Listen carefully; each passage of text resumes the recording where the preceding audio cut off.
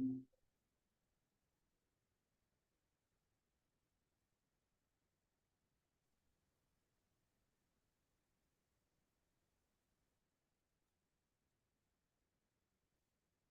morning, everyone, and welcome to our SWAC football head coaches media session for Monday, September 22nd. Beginning at approximately 10:05, we'll be joined by Alabama A&M head coach Sam Shade. 10:15. Welcome to our SWAC football head coaches media session for Monday, September.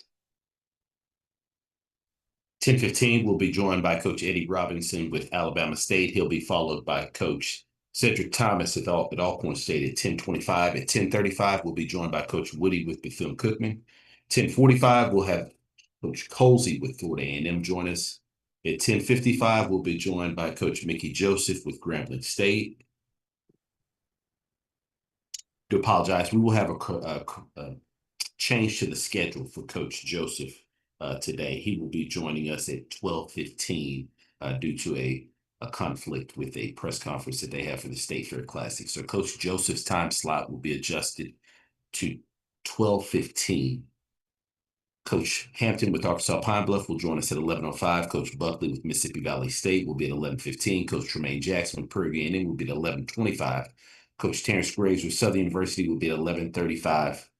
Coach Chris Dishman, Texas Southern, will be at 11:45, and Coach T.C. Taylor with Jackson State will be at 11:55. And we do have one additional change. That will be for Coach Tremaine Jackson with Prairie A&M. His time slot will be at 12:05. So he'll be at 12:05. Coach Joseph will follow him at 12:15. So we'll have a little bit of a delay between our coaches. But we will get them with us as soon as they wrap up the State Fair Classic press conference. Just quick updates before we get started. If you do have questions for our coaches, we ask you please utilize the raise your hand feature to get your question in the queue.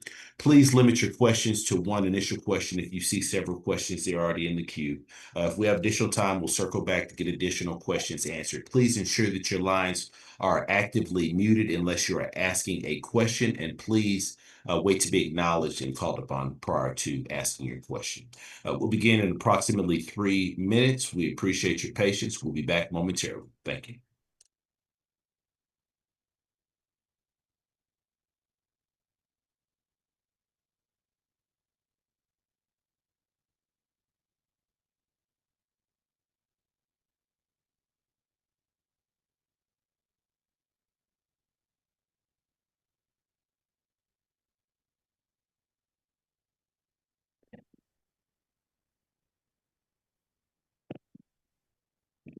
All righty.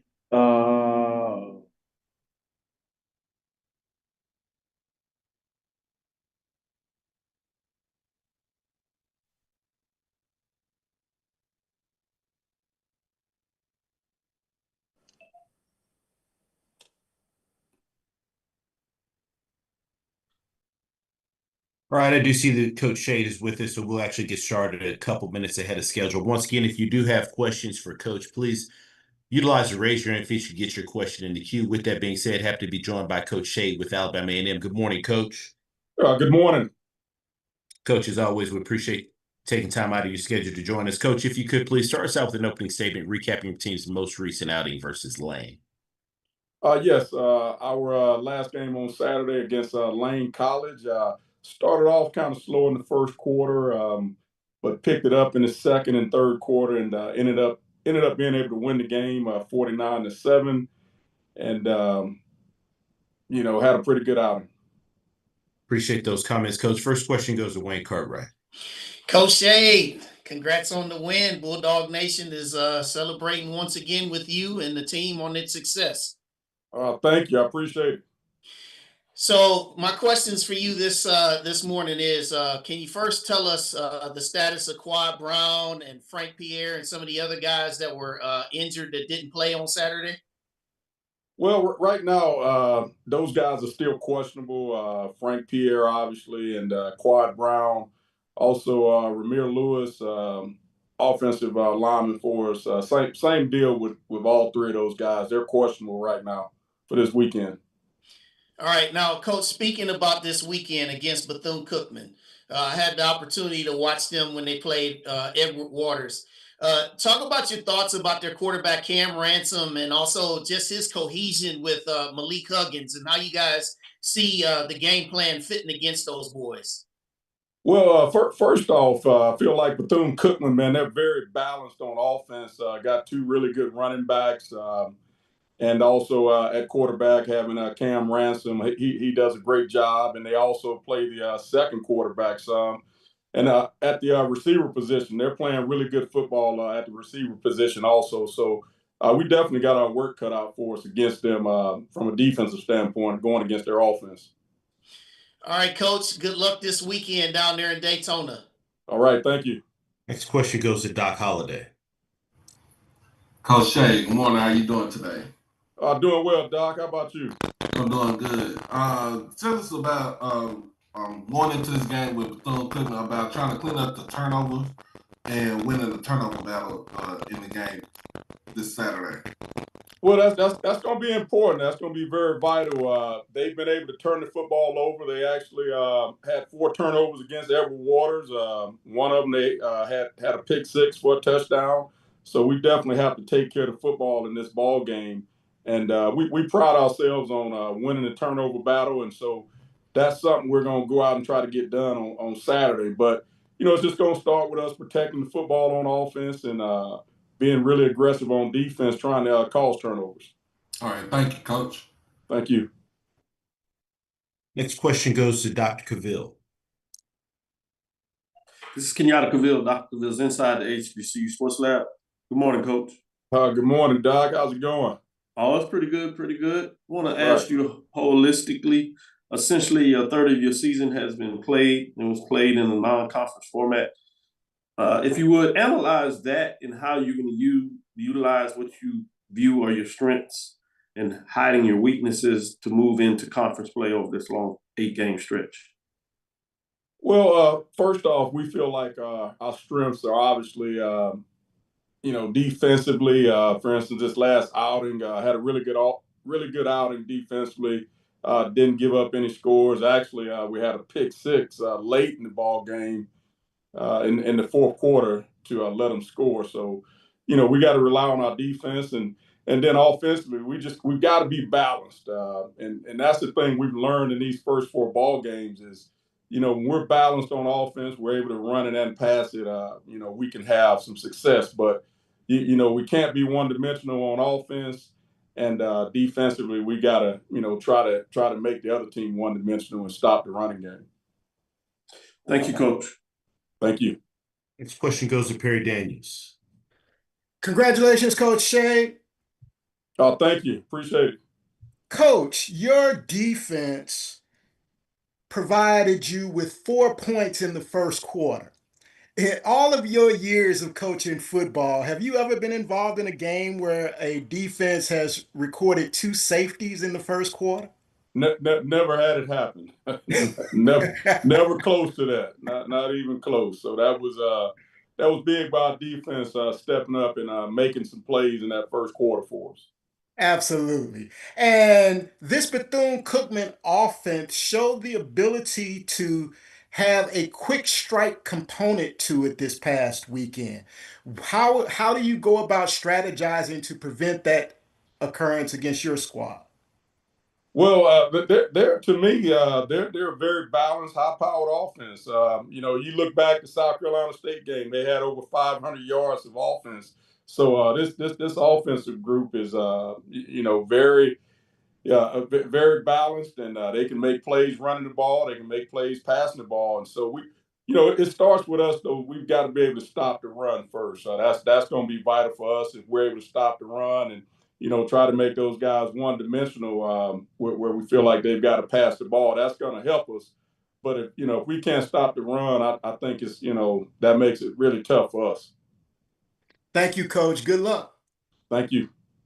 Currently taking questions for Coach Shade with Alabama A&M. All right, next question goes to Wayne Cartwright.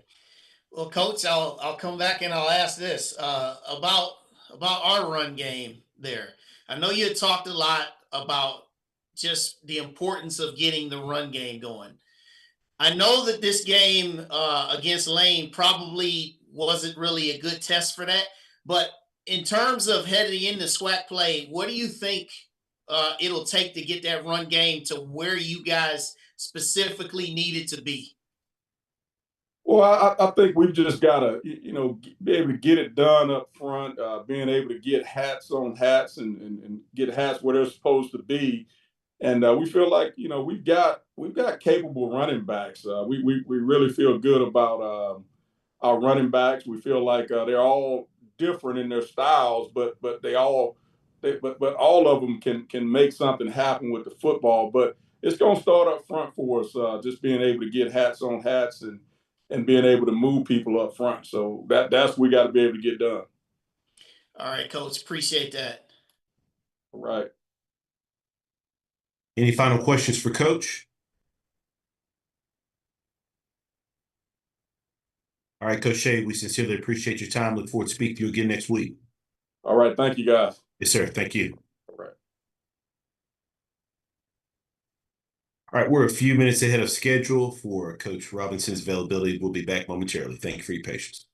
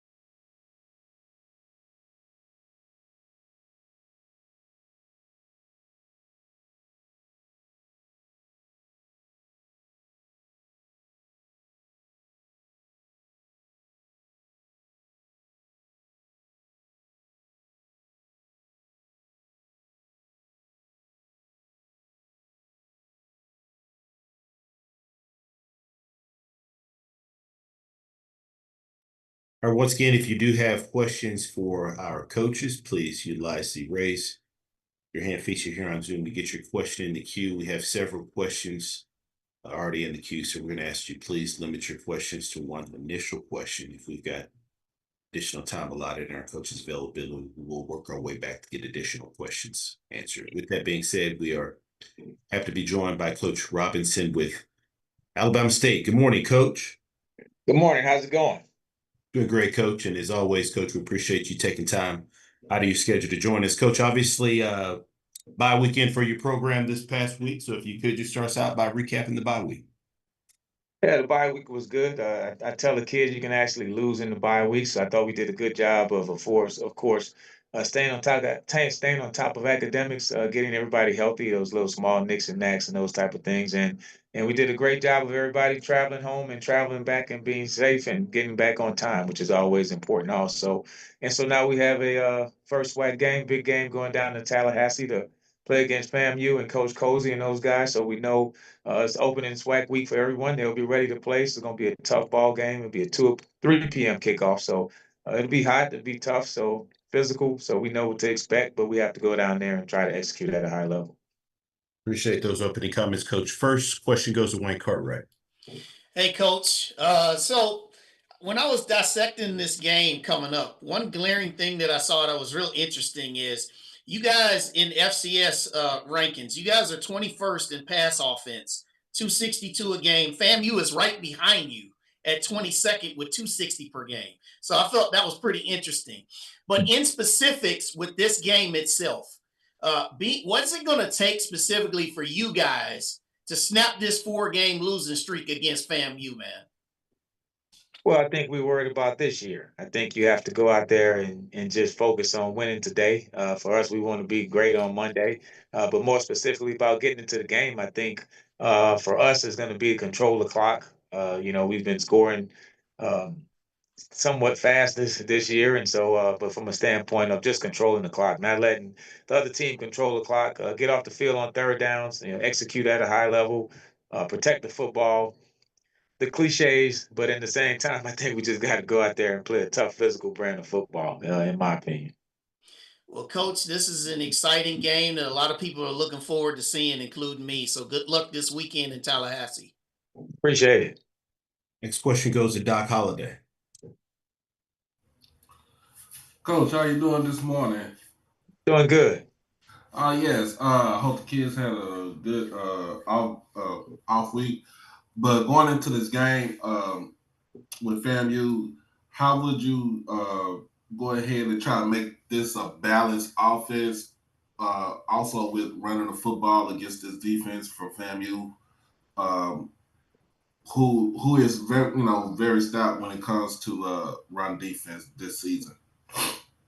Yeah, so I think we have a good group of backs. We have a good offensive line. Those guys have been playing at a high level. Cam Smith, Frazier, some of my older guys, got some young guys have been playing well.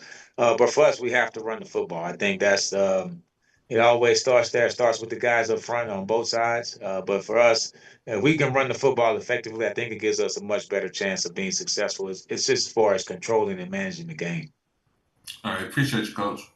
Thank you. Next question goes to Ty Miller. Hey, Coach, good to talk to you again. How you doing? Good. Ty, how's it going? I'm fine. Checking the tape, what's the biggest difference you've noticed in FAMU's play from their opening season loss to Howard, taking on FAU, and then their win over Albany State 2 weeks ago?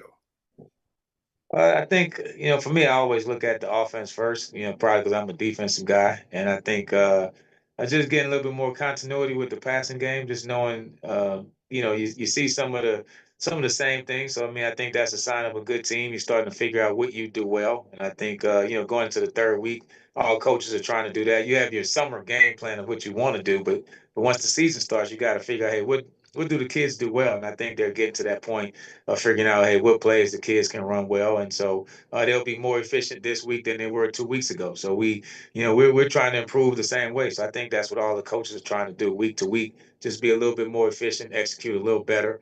And so I think that's the part that I've seen from improvement from week 1 to week 3. All right, thanks. Appreciate it. This question goes to Perry Daniels. Good morning, Coach. Good morning. How's it going? Super fantastic, Coach. How are you today? Doing well. Good deal. Coach, you have the #1 scoring offense in the conference and the #2 scoring defense in the conference. You're going into Bragg Stadium, which has typically been a difficult place to play. This year, what's a little different than the last 4 years is you're going into this game extremely healthy or relatively healthy. How does that affect the mindset going into this game and the expectations for your Hornets? Yeah, I mean we're a confident team. I mean we're going down there. We're expecting to play well and expecting to win the game. I think, And that's when you get on the bus, you got to be expecting to win. But I think for us, health-wise, we're pretty good at this point in the year. Still kind of early, so that's been a good thing. But I think you just have to go down there to a hostile environment and play with confidence. And you have to realize that everything may not go exactly how you plan early in the game. So you have to overcome adversity if adversity happens, and at some point it will. You know, you're playing a good football team. They're going to make plays. They're going to do some things that's going to stress us in certain ways. And they have athletes on the field, so we recognize that standpoint of it. But to me, you got to enjoy the strain of it. You know, you got to enjoy the competition going back and forth. You got to enjoy the competition of those guys pushing you beyond where you want to go. And so I think that's the part of football that you really love. Just you go out there and compete every play. And as the game gets down into that third and fourth quarter, what team is going to execute at a high level? And that's what we keep preaching to the guys. Like, it's going to be certain parts of the game where you have to be able to execute at a very high level and make 6 or 7, 8 good plays in a row in order to take control of a ball game. Coach, thank you so much, and looking forward to a very great football game this weekend. Good luck. Appreciate it. Next question goes to Dr. Cavill. This is Kenyatta Cavill. Dr. Cavill's inside the HBCU Sports Lab. Good morning, Coach Rob. Good morning. How's it going? It's going well. Obviously, tactician, all those kind of things. At this point, there's only so much you can get out of a coach in regards to getting in the conference games, which I certainly understand. That's lay of the land. But I want to ask you maybe a little operational perspective. You've taken your team recently in terms of what many people see as a hostile environment at Southern from a good perspective because their fans are so involved in the game. Certainly talked about it at Bragg, and you've had that experience. Learning what went well this past experience, maybe what didn't go as well last time you traveled to Tallahassee. Do you change any of that? Do you even look at those kind of things in terms of putting your team in a steady state? I guess would be the framing I'm looking at. Could you provide a little context in terms of what that looks like, or is everything just about the same? Well, I think the biggest thing for us is you want the kids to be prepared. You don't want them to have any you don't want anything to happen that we didn't cover as a coach. I think that's when, as a coach, that's when I feel like I've let the team down, when something happens or a situation happens that I didn't cover in the last couple of weeks of the last month.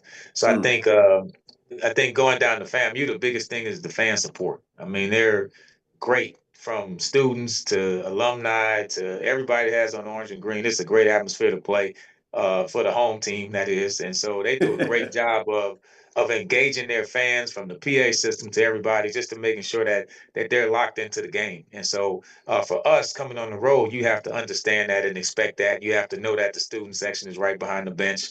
You have to understand the lay of the land, and you have to understand the environment that you're going into. And so we'll make sure that the kids are prepared from that standpoint. Some are going back for the second time, some are going for the first time, that type of deal. So we'll make sure we're prepared. I got my notes from 2 years ago. I'm gonna go back and look at them, the things we did good, the things that we did bad. So we may make a different set of mistakes, but we won't make the same mistakes from 2 years ago. I like that, Coach. Appreciate the clarity and providing some additional context. Makes sense. Good luck this weekend. Look forward to the match. Next question goes to Ty Miller. Hey, Coach, with Andrew's plays so far on offense, how much more confidence has he instilled in the coaching staff that you guys can score almost any time you get the ball? And how much more confidence has he given the defense that if he puts up points, they can help to keep the other team at bay? Yeah, I mean, I think it's the trust factor. You know, the trust is earned on the practice field. So he's earned the trust on the practice field, and it turns over into the game. And once he starts making plays or high-level plays, or once it gets off script, he's still able to execute at a high level. And then from a coaching standpoint, you trust to give him more. And I think then the teammates start to trust with each other. So that trust word is real big. We use it a lot, and we don't take it for granted. And I tell the kids, you have to earn trust to get more reps. You have to earn trust to get more plays called, as opposed to just we're going to run the inside zone because that's all we trust you to do. So I think it goes back and forth. I mean, the trust goes back and forth between him and the defense, him and his guys on the field, and him and the receiver. So I think it's at a high level right now. It has to get better. You know, it has to improve. You can't be satisfied with where you are. So we're always talking about how can we improve the trust more amongst the players and amongst the coaches. And I think when you're on a team where it really starts to happen is a beautiful thing. and I can see it moving in that direction, but it's still real early. So you just take it one day at a time. All right. Thanks, Coach. Coach, as always, we appreciate your time. Look forward to speaking to you again next week. Thank you. Appreciate it. Thank you. We now go over to Alcorn State and Coach Cedric Thomas. Once again, if you do have any questions, we ask you please utilize the raise your hand feature to get your question in the queue. With that being said, happy to be joined by Coach Thomas with Alcorn State. Good morning, Coach. Good morning. Coach, obviously a bye week for your program. You could just start us out by recapping the bye. Yeah, just some well-needed fundamental work and technical things inside the system. Coach was able to go in and kind of give their three-game breakdown on each other, offensively, defensively, and a special team standpoint. Little bumps and bruises to get cleaned up, but it was just more self-reflecting of us, from a fundamental standpoint. So I thought the guys, took that bye week, by the horn and had a really good week. And so, now we'll continue to build and get ready for this exciting and, real physical UAPB football team. Appreciate those opening comments, Coach. First question goes to Wayne Cartwright. Hey, Coach Thomas, good morning. How are you this morning? Morning. I'm blessed, Wayne. How about yourself? Hey, doing great. So I know you guys are preparing for this UAPB team, but what I specifically want to ask you is just your thoughts about something that I've said a few times on my podcast is I think that the talent that you guys have and the coaching that you guys have, if you just get this one win right here, it can get you guys moving forward. Is that would you agree with that? And then also, is that really the mentality that's inside your building? Yeah, that's ultimately that's it. We 0-3 because that's who we are. We know the product that's out there, but we just got to put it all together. And the guys just got to understand it. In today's landscape with transfer portal and getting all these individuals together, it's just us, putting all the pieces together. And we have yet to do that, for 4 quarters. And so that was kind of the mantra, going on, in the bye week. We pulled out some of the good plays and pulled out some of the bad plays. And the bad plays, a lot of them just really had nothing to do with the other team per se. It's us, dropping the football, leaving guys wide open. And so we can clean those things up and, because they prepare well enough, we'll be where we need to be. And so, they deserve a win, but they got to do everything on Saturday, to be able to establish that. And UAPB is definitely going to be one of those teams that's going to try to keep that from happening. Well, Coach, appreciate that. Good luck up there in Memphis in that Southern Heritage Classic. Appreciate it, sir. Next question goes to Perry Daniels. Good morning, Coach. Good morning. Coach, can we talk about what you've seen on film from this UAPB football team, as well as Coach Hampton staff always does a great job of identifying talent. And who have you and your staff identified on his team that you're going to have to guard against and be aware of on that football field Saturday? Yeah, they got a big bruiser, running back that also can, jump cut and get the ball to the edge. You see it with a massive, what we call truck stick in the video game world on a UCA defender. Can get the ball to the edge, can run the outside zone, but also run between the tackles. But they got 2 or 3 backs that's really physical that we really got to do a good job of putting our, hand on and hats on and try to get 11 guys to the ball. And then, got a speedster, number 1, can stretch the field vertically, does a really good job from the screen game. And so, Coach does an amazing job. You see the development and the talent standpoint, of what he's done there in those 3 years. And then that coaching staff, putting a product that's always good out there. So we got our hands full, in this classic. And so we just got to identify those guys that we know they like to get the football to and, do some things to kind of get the quarterback route. Thank you, Coach. Good Yes, luck. sir. Appreciate it. Next question goes to Tanner Spearman. Good morning, Coach Thomas. Looking at you guys and UAPB, both of you have had one game so far this year where you've run the ball really well. A couple games where it's been a bit tougher to do. How do you feel about that matchup on Saturday, just in terms of your defensive front against their rushing attack and your rushing attack against their defensive front? Yeah, that's where the game's gonna be won. Whichever team can create a new line of scrimmage and get those leaky yardage and the explosives in the run games, it just cleans up the pocket for the quarterback and open up some throwing lanes. And so we got to try to establish the line of scrimmage, to give our running backs opportunity. And from a defensive line standpoint, we got to be able to get knocked back and play in their backfield. And that offensive line does a really good job playing together.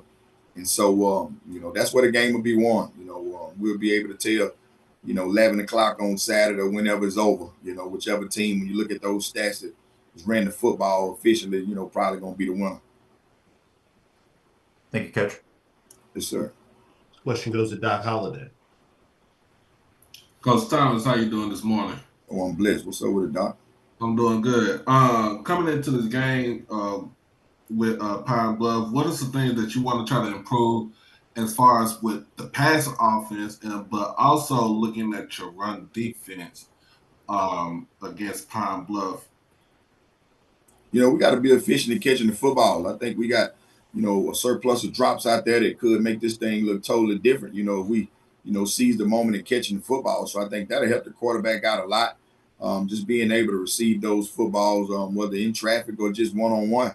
And then we got to get more guys to the box if we need to. It's got to be a concerted effort with this run game. We got to make sure we get some guys up there because they got a bunch of guys, man, that can tote it.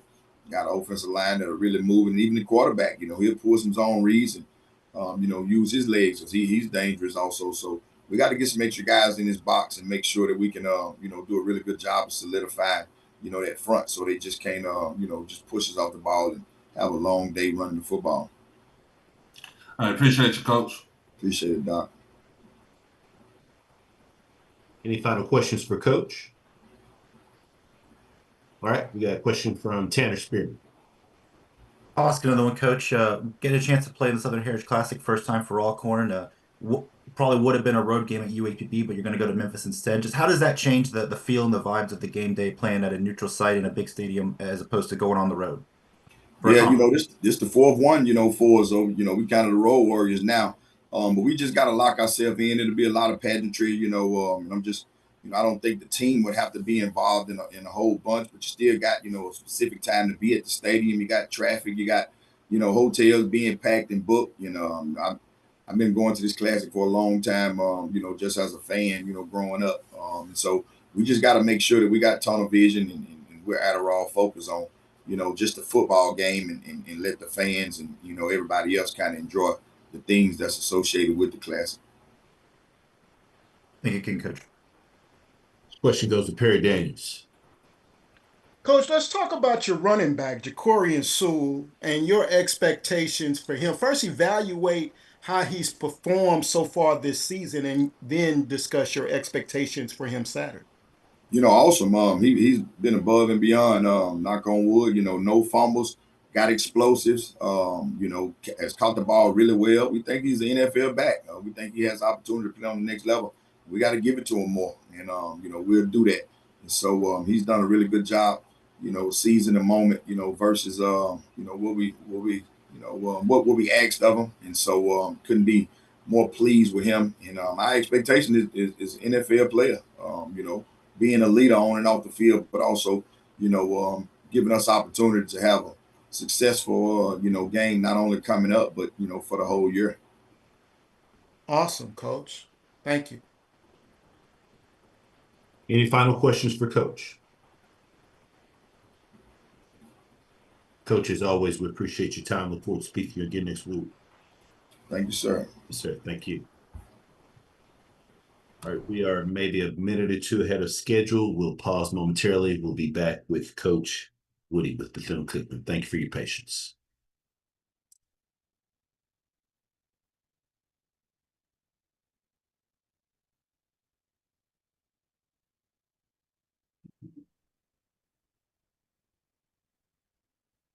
Once again, if you do have questions for Coach, please utilize the raise your hand feature. See several questions already in the queue, so please limit your questions to one initial question. If we have additional time, we'll work our way back to get additional questions answered.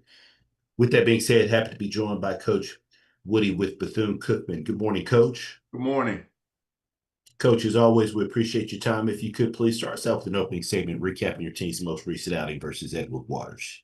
Obviously we started out, we won the toss. Edward Waters started with the ball. They went on a 6-play drive that ended in a Johnny Harris interception at the 7-yard line. And then we went on a 12-play drive and resulted in a punt. And our second drive, we ended up scoring on a pass from Cam to Malik. And then we scored again with our running back coming out the backfield, Ali Scott. Then we ended up 14-6. And then going into the third quarter, we had some explosives, and the final score is 35-9.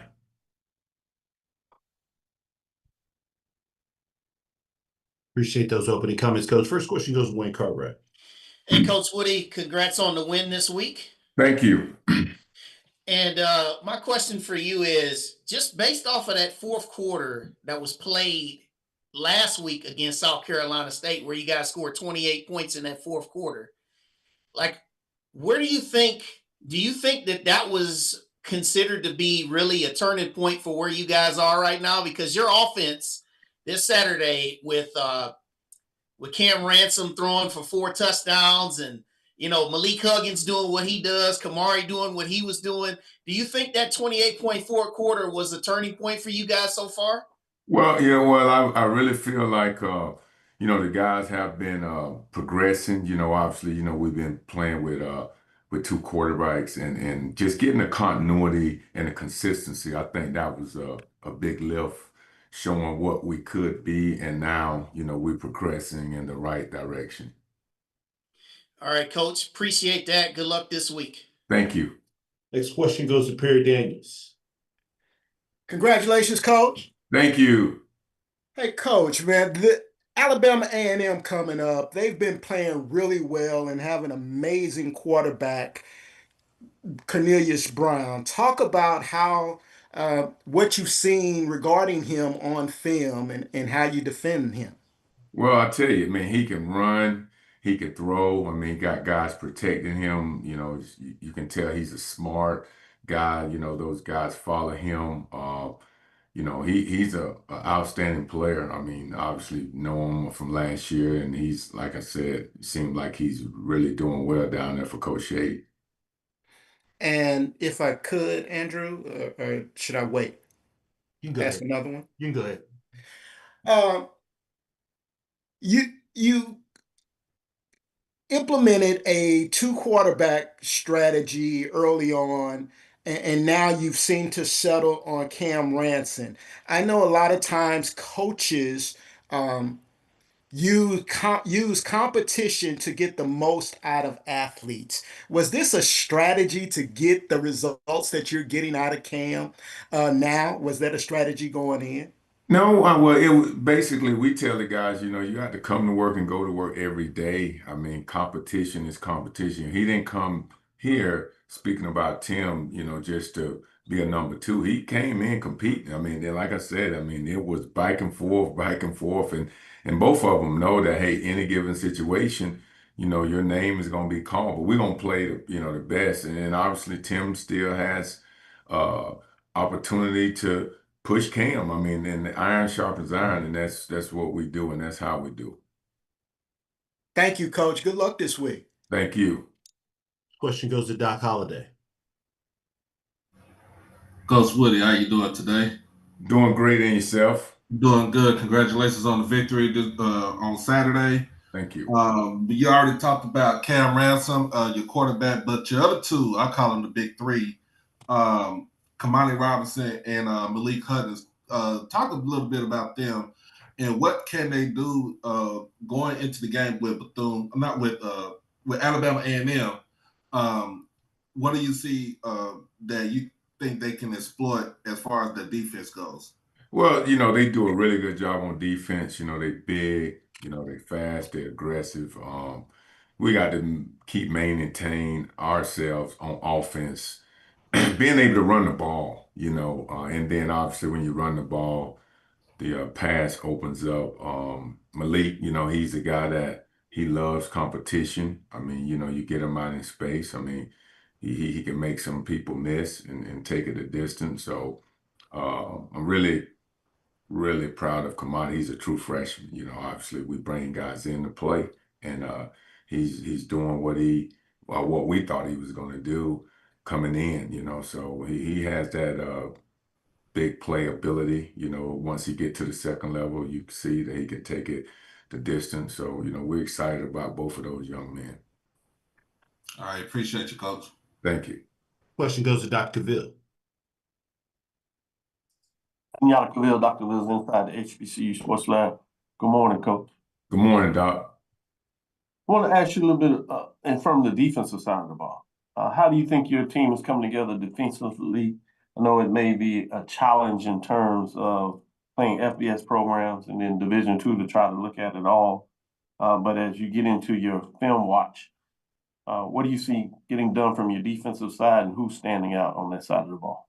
Well, had an opportunity to spend, obviously as a head coach, defensive guy, you spend more time now over there, trying to correct some, the techniques, the fundamentals. The big thing is got to be able to stop the run.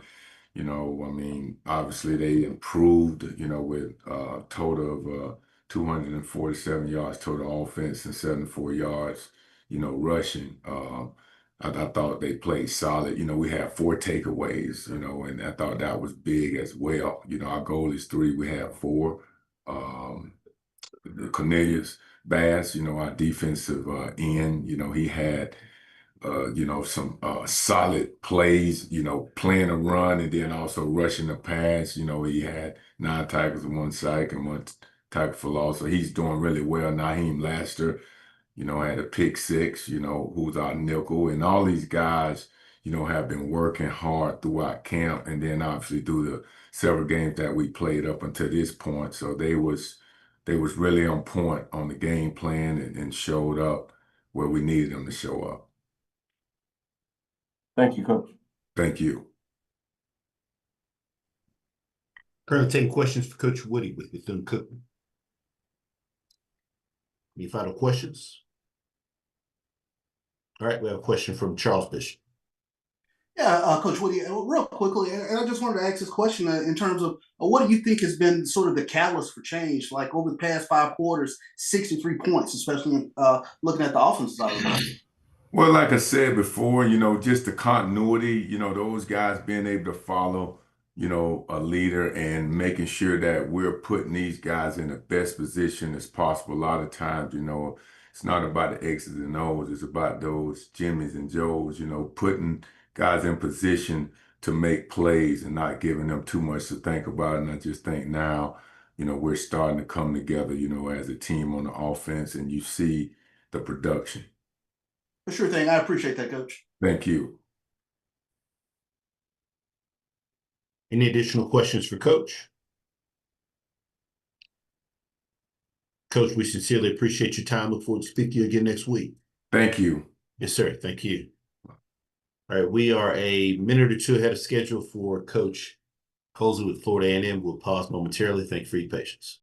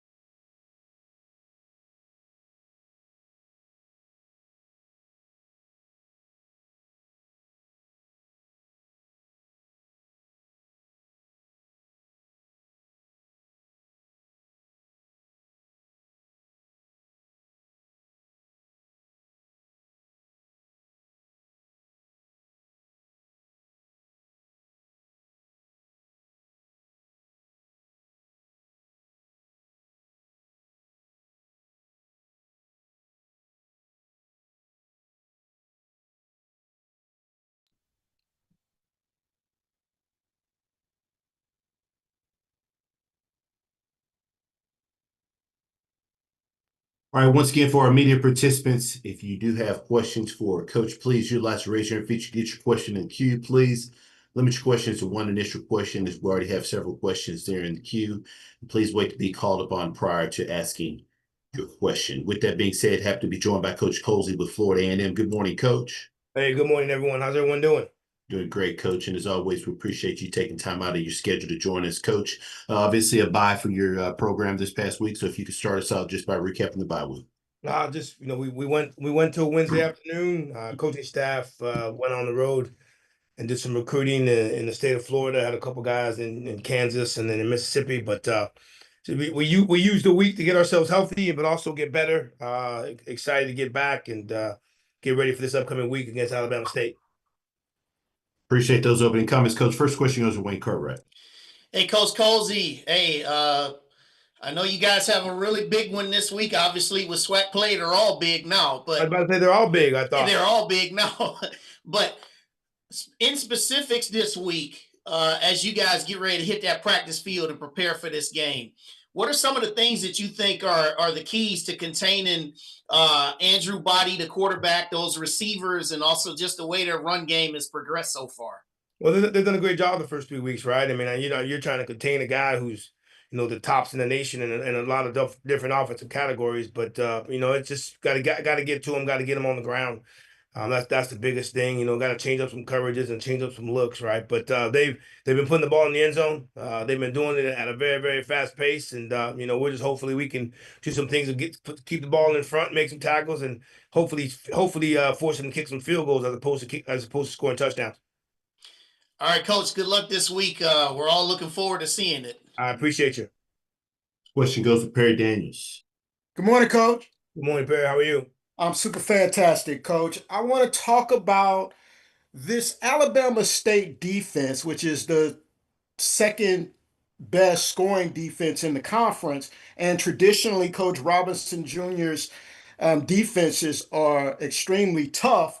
And your offense has kind of struggled so far up into the last contest.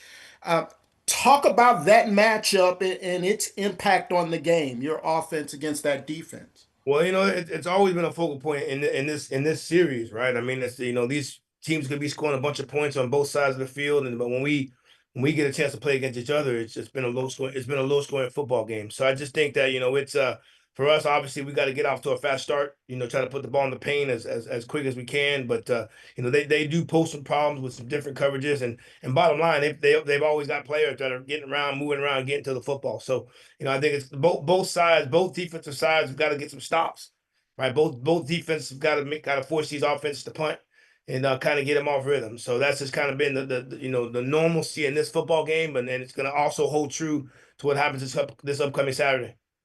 Thank you, Coach. Good luck. I appreciate you. Question goes to Doc Holliday.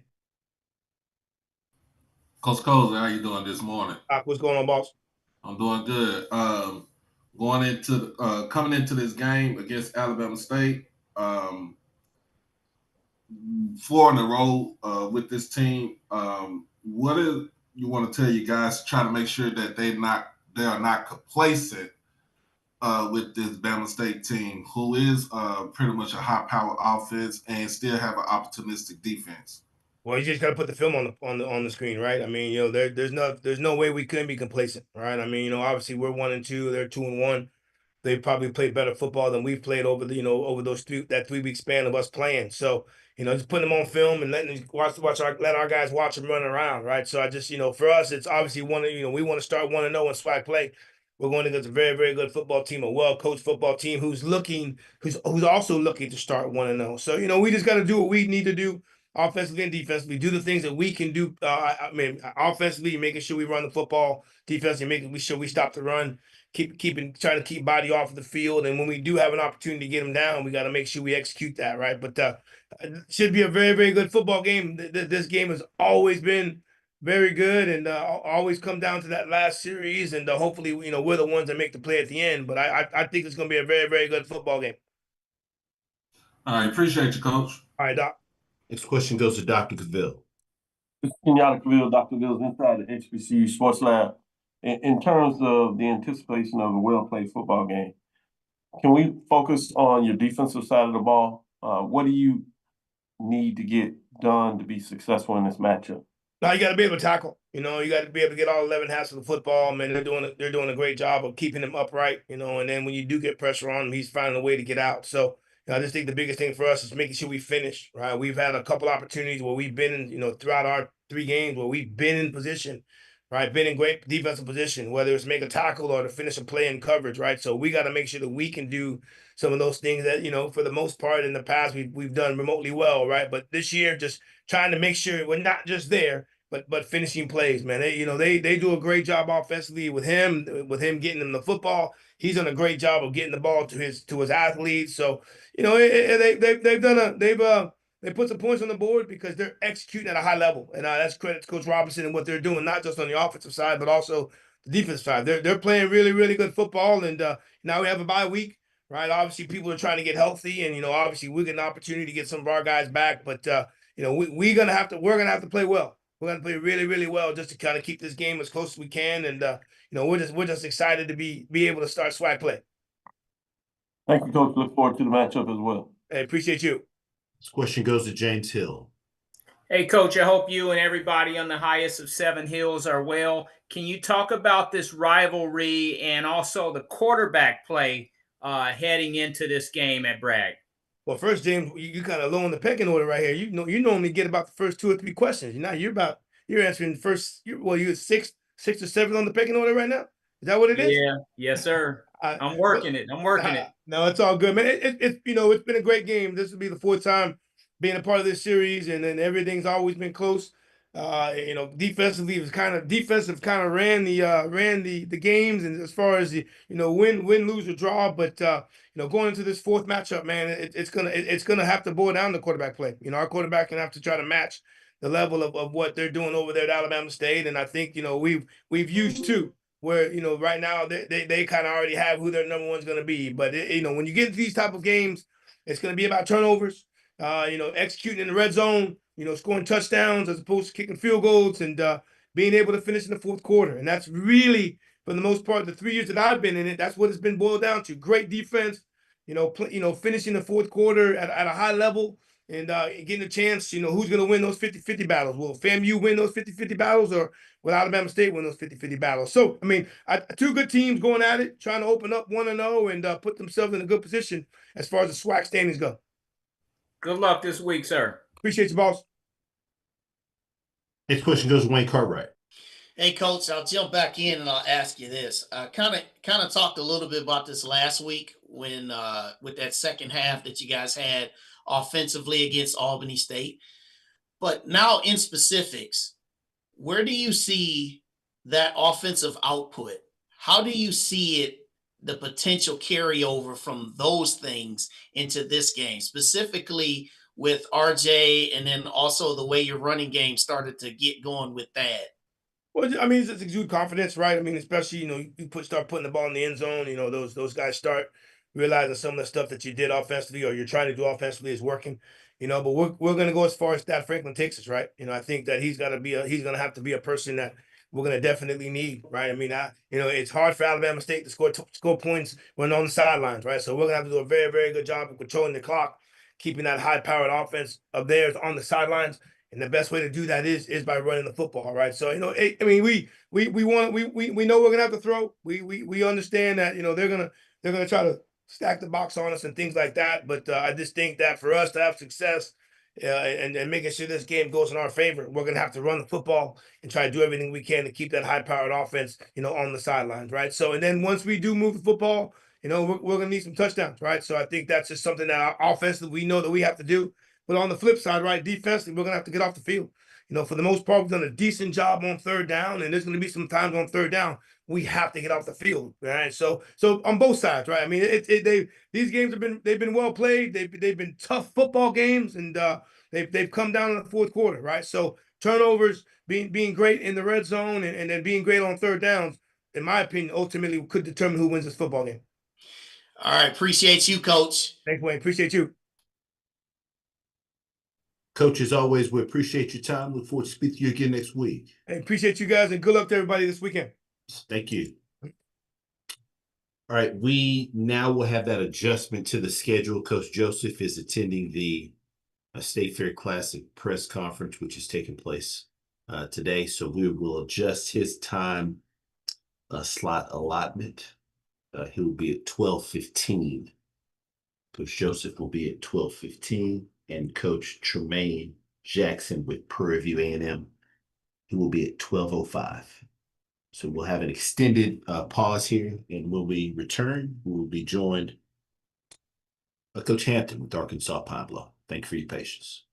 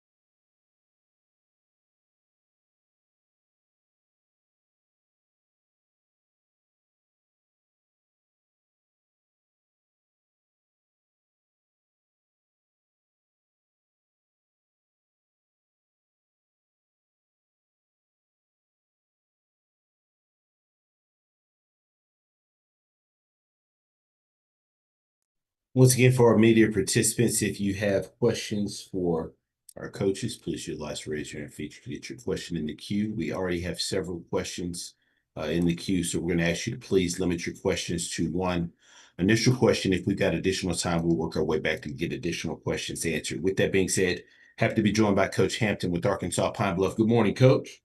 Good morning. Coach, as always, appreciate you taking time out of your schedule to join us. If you could start us out by recapping this past bye week for your program.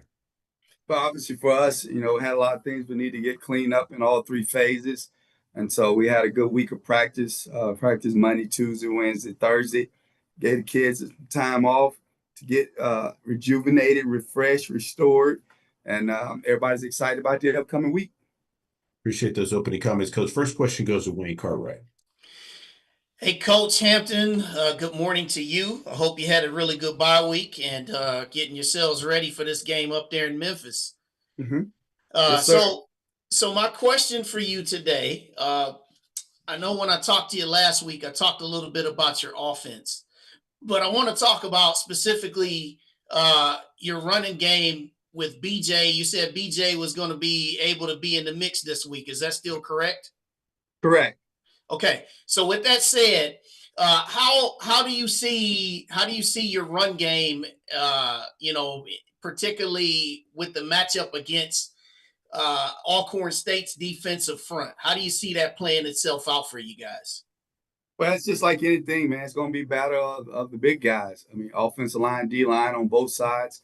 They do a really good job. We got a lot of experienced guys on our O line, and so we're excited about the opportunity. But again, whoever does their lineman assignment and technique is really what it's going to boil down to. They got really good running backs. We feel we got two good running backs, 3-4 good running backs as well. So it'll be interesting. We put a lot of work into this, and obviously first conference game, and again, the game will be won at the line of scrimmage. So whoever controls the line of scrimmage will end up with the win. All right, Coach. Good luck this week against Alcorn up there in Memphis. I appreciate it. This question goes to James Hill. Hey, Coach, I hope you and everybody in Pine Bluff are well. Just talk a little bit about the skill players that you have with the Golden Lions as you get ready to go in and play that critical game in Memphis in the versus Alcorn. Yeah, I mean, obviously we've had some uncharacteristic drops from guys that we were, counting on. So we had a chance to clean up some of that stuff. And, we feel like we got a good group of receivers. And again, quarterback's doing a good job of getting the ball out to the guys. And we just need to be able to make plays. We're playing a very aggressive football team. So you're going to have opportunity to make plays. You just got to be able to make the play when your number's called. So it'll be an exciting game for all involved, and we're looking forward to it. Our receivers know it's going to be a challenge. Those guys, man, they get down there and they compete. Alcorn do. So we're excited about that. Thank you, Coach. Have a blessed week. You too. Question goes to Doc Holliday. Coach Hampton, how you doing this morning? Doing good. All right. Going into this game, going into the bye week, what are some key positions that you had that need to try to get themselves well rested before this game coming up Saturday against Alcorn? Well, obviously, as it's every position, honestly, O-line, D-line, got some guys that's banged up as everybody in the country do at this point in time. And then you got some guys that were banged up at the running back position, but they'll be back. And so we're excited about that. But again, just overall, man, just being able to get restored over the bye week, get your couple of days off, kind of get your legs back underneath you, kind of catch your second wind, and get ready to roll. I appreciate you, Coach. Mm-hmm. Next question goes to Tanner Spearman. Good morning, Coach. Obviously, you guys were able to keep the Southern Heritage Classic on the schedule, even when Tennessee State pulled out. The cost of that was moving this Alcorn game, your first conference game, from Pine Bluff to Memphis. How important is playing in Memphis, in your opinion, to UAPB, and was it worth it to give up what would have been a conference home game? But obviously, it's worth it because we did it. And again, that's not my call; that's the AD's call. But Memphis has been great to University of Arkansas at Pine Bluff. So when he came to me, I was all in agreement with it. Mr. Fred Jones has been an outstanding ambassador for HBCUs, and he's done a tremendous job by us. And so at the end of the day, we call Memphis our second home anyway. So, it gives people another opportunity to be able to get outside of Pine Bluff. And our fans travel well. So it's a win-win for us. And I think our players would rather sleep in a hotel bed than a bed on campus, right? It's kind of like you kind of get away from everything. So it's fun. It's exciting. So it really wasn't a big deal giving up a home game because we consider Memphis a home game. People work hard all week, and then we just, hey, get in your car, get your hotel room, go down and eat some good barbecue, and we just need to go in lines and show up and play well so we can get a W. All right, thank you, Coach. Question goes to Perry Daniels. Good morning, Coach. Good morning. Coach, wins and losses don't always tell the story of a team's progress. Where is your team now from your point of view of what you thought they would be in the offseason at this point in the season? Yeah, I mean, we're right where we should be. Honestly, we knew coming in that Texas Tech was a really good football team. I think they ranked number 15 in the country. We knew going into that game what it was. Then you turn around, you play UCA. We knew that they had a lot of experience on the O-line, D-line coming back. And that head coach has been there about 7 years. And we thought we were going to be able to compete, and we were. It was 20-10 at half, should have been 20-14. And then in the third and fourth quarter, they just kind of controlled the clock. I think they had the ball like 10 minutes. We couldn't get off the field. They just kind of, we kind of lost the game right there. They just kind of took over, time of possession. And so we were right there. And then obviously come back. You play a team like Lincoln, California, and our kids, we were able to get the win. Have a lot of guys that play. So we were right where we were supposed to be. And now you come back, you take a break, get a bye week, and then you play a really, really good Alcorn team, a team that's 0-3, but anybody that's watched them know you probably had that schedule. Most people would be. I thought they were, when you go watch them play Northwestern State, I thought Alcorn was a better football team. They just made some mistakes. And they got two of the best running backs, if not in the conference in FCS, period. Those two running backs are really good football players. They got some receivers that can run. They're big on the O-line. And on defense, they hit you in the mouth. They fly around, get 11 hats to the ball. So it's going to be a really, really good challenge for us, and we're excited about it. Thank you, Coach. Good luck. Appreciate it. Currently taking questions for Coach Hampton with Arkansas Pine Bluff. Next question goes to Tanner Spearman.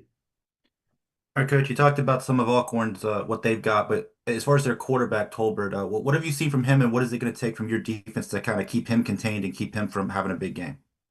Well, at the end of the day, I think that they want to run the football. I mean, they do got receivers that can run, and the quarterback throws the ball well. But if I had those running backs he got, I'll probably just turn around and get in the old Warren High School power I and just hand it right side, left side, let the running backs run till they can't run anymore. But no, they got a good football team on the offensive side of the ball and defense. So we just need to be able to stop the run as you go into every game. But we're really going to have to make a concerted effort to get hats to the balls, and you're going to have to wrap up because that running back is really, really good, so we got our work cut out for us. And then the other running back, I think he was an all-conference player at the school he came from. So they've done a really good job of reloading. I think they're projected, 1 or 2 in the conference on the west side. So Coach has done a really good job, and he's an outstanding person, man. So we'll have our work cut out, but we're all excited for the opportunity ahead. Thank you, Coach. Any final questions for Coach? Coach Hampton, as always, we appreciate your time. Look forward to speaking to you again next week. I appreciate it. Y'all be blessed. Thank you.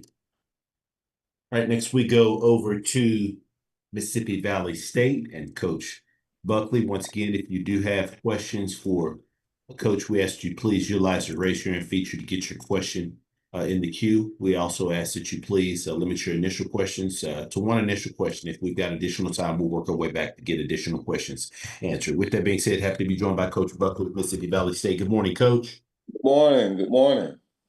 Coach, as always, we appreciate you taking time out of your schedule to join us. Obviously, this past week was a bye week for your program. So if you could just start us out by reassessing this past bye week.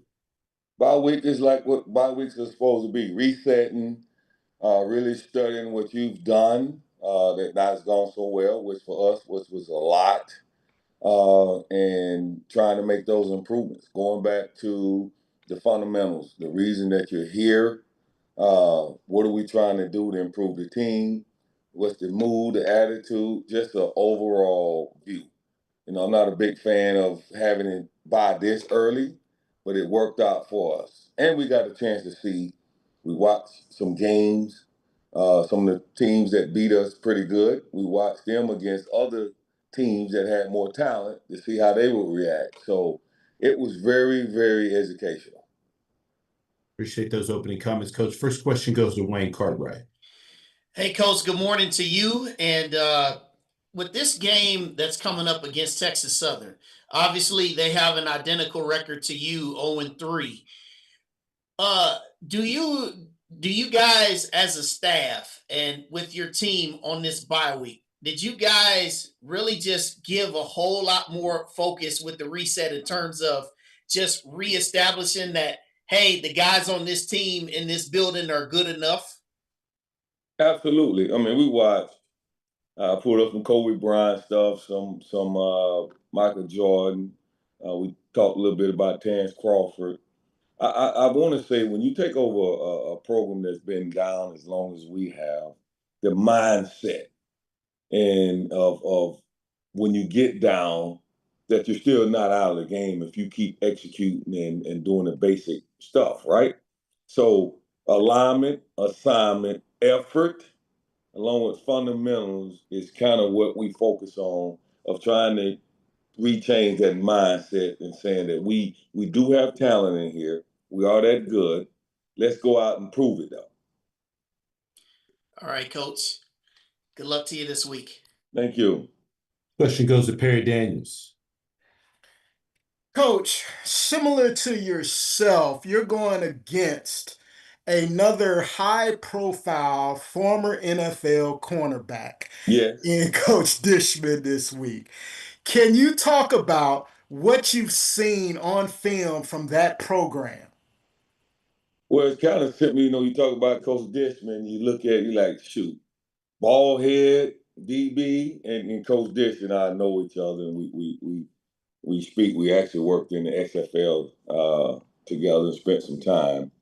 But the building and turnaround the program, he has a year on me in that instant. But the fiery, the trying to get the discipline, the fundamentals of football, the teachings, all the things that obviously made him and myself successful. You try to instill that into your team. Not having to worry about you off the field will allow you to have, at least give you the opportunity to be successful on the field. And that's what, to me, what you see with them that I would say he probably sees with us. Thank you, Coach. Good luck. Thank you. This question goes to James Hill.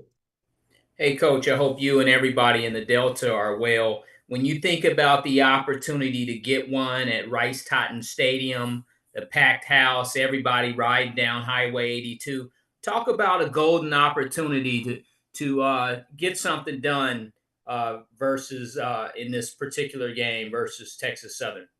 Look, my attitude, I try to get to the team. Each practice is a golden opportunity to get better, to gain knowledge, gain wisdom.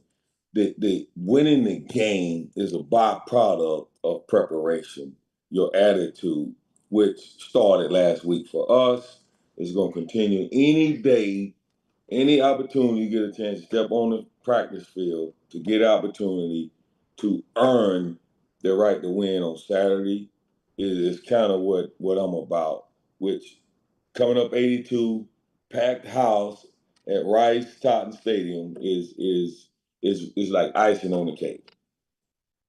Thank you, Coach. Have a blessed week. You too. Thank you. This question goes to Brandon King. Good morning, Coach. How you doing? Oh, good. Brandon King with Inside the HBCU Sports Lab and SneakerShopTalk.com.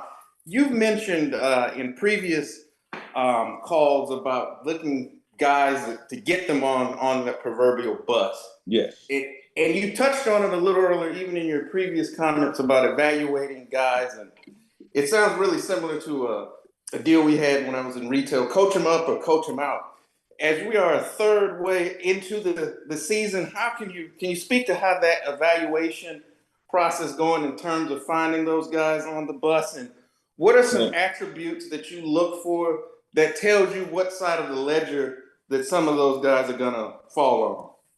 Well, man, I tell you what, I'm very, very excited after these first 3 games. And you look at our scores, you look at what we're doing, and you would say, why are you that excited, Coach Buckley? I'm glad you asked that. Because now we're not just trying to get guys on the bus, off the bus. We're throwing them out the window and throwing them in the window. Because now we know we're not guessing any longer. Can he do this? Can he not do that? Can he play? Can he be the guy? Can he make this play? Well, we got enough tape now that we know that. And now we can go back to getting our top, I'm a 2 deep guy, our top 44 players, football players, on the field and start working with them. The rotation has been cut down, trying to look at guys we don't have to do any longer. And now we can get back to the fundamentals of football: alignment, assignment, effort, fundamentally type football, and start the role and spend time with those guys. So yes, it's been. I'm pretty pumped. All right. Well, thank you for that insight, Coach, and wishing you luck as you continue to put your stamp on the program. Thank you. Question goes to Wayne Cartwright. All right, Coach, so I'll jump back in here on this. Let's talk a little bit specifics about this game this week against Texas Southern. Obviously, you guys played Tarleton State in Southeast Louisiana, but where I want to specifically go back to is the opener where you played a fellow SWAC opponent in Southern. So given those specs and given the fact that you guys were able to run the ball and force some turnovers, what can you take from that opening game performance that you think will prepare you well for this game in specifics against Texas Southern? I think we take a lot, right? The mindset was totally different than the previous 2 games. I don't think you can completely take away those other 2 games because you can say, is that uncharacteristic of us or is that who we are? Then you go back to the first game, you feel a little more comfortable about your opponent and what's going on, and everything about us is different. We move different, we act different, we sound different. So this week, I expect different things, and that was a game I keep telling guys where you're saying, man, we shoulda, we coulda won the game. We have to get that out of our vocabulary and say, hey, great game. We got it done. We closed the door. How do we close the door? Is do this, alignment, assignment, effort, fundamentally football, make the plays when they count. Well, Coach, it's been 6 years since these programs have met on the field, and the last time they met, Valley was victorious. Ooh, I like that. I like that. Make sure you don't tell this that. Hey, but Coach Buck, good luck to you this week, man. Appreciate you as always. Thank you. Any final questions for Coach Buckley with Mississippi Valley State? Hey, thank you, guys. See you next week. Appreciate it, Coach. Thank you. All right, we'll pause momentarily. Thank you for your patience. Next, we'll be joined by Coach Graves at 11:35. We'll have Coach Tremaine Jackson join us at 12:05. Be back momentarily. Thank you for your patience.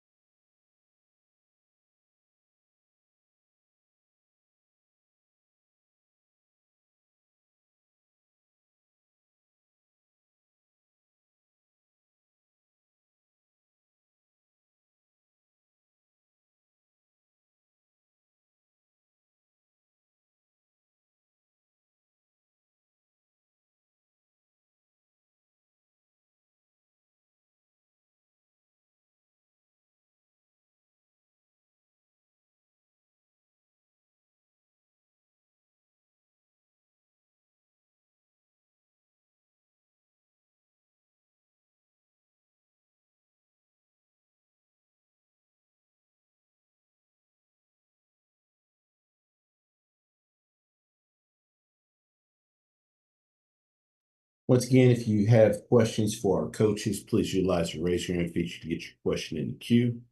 Please limit your questions to one initial question. If we've got additional time, we'll work our way back and get additional questions answered. With that being said, we are happy to be joined by Coach Graves with Southern University. Good morning, Coach.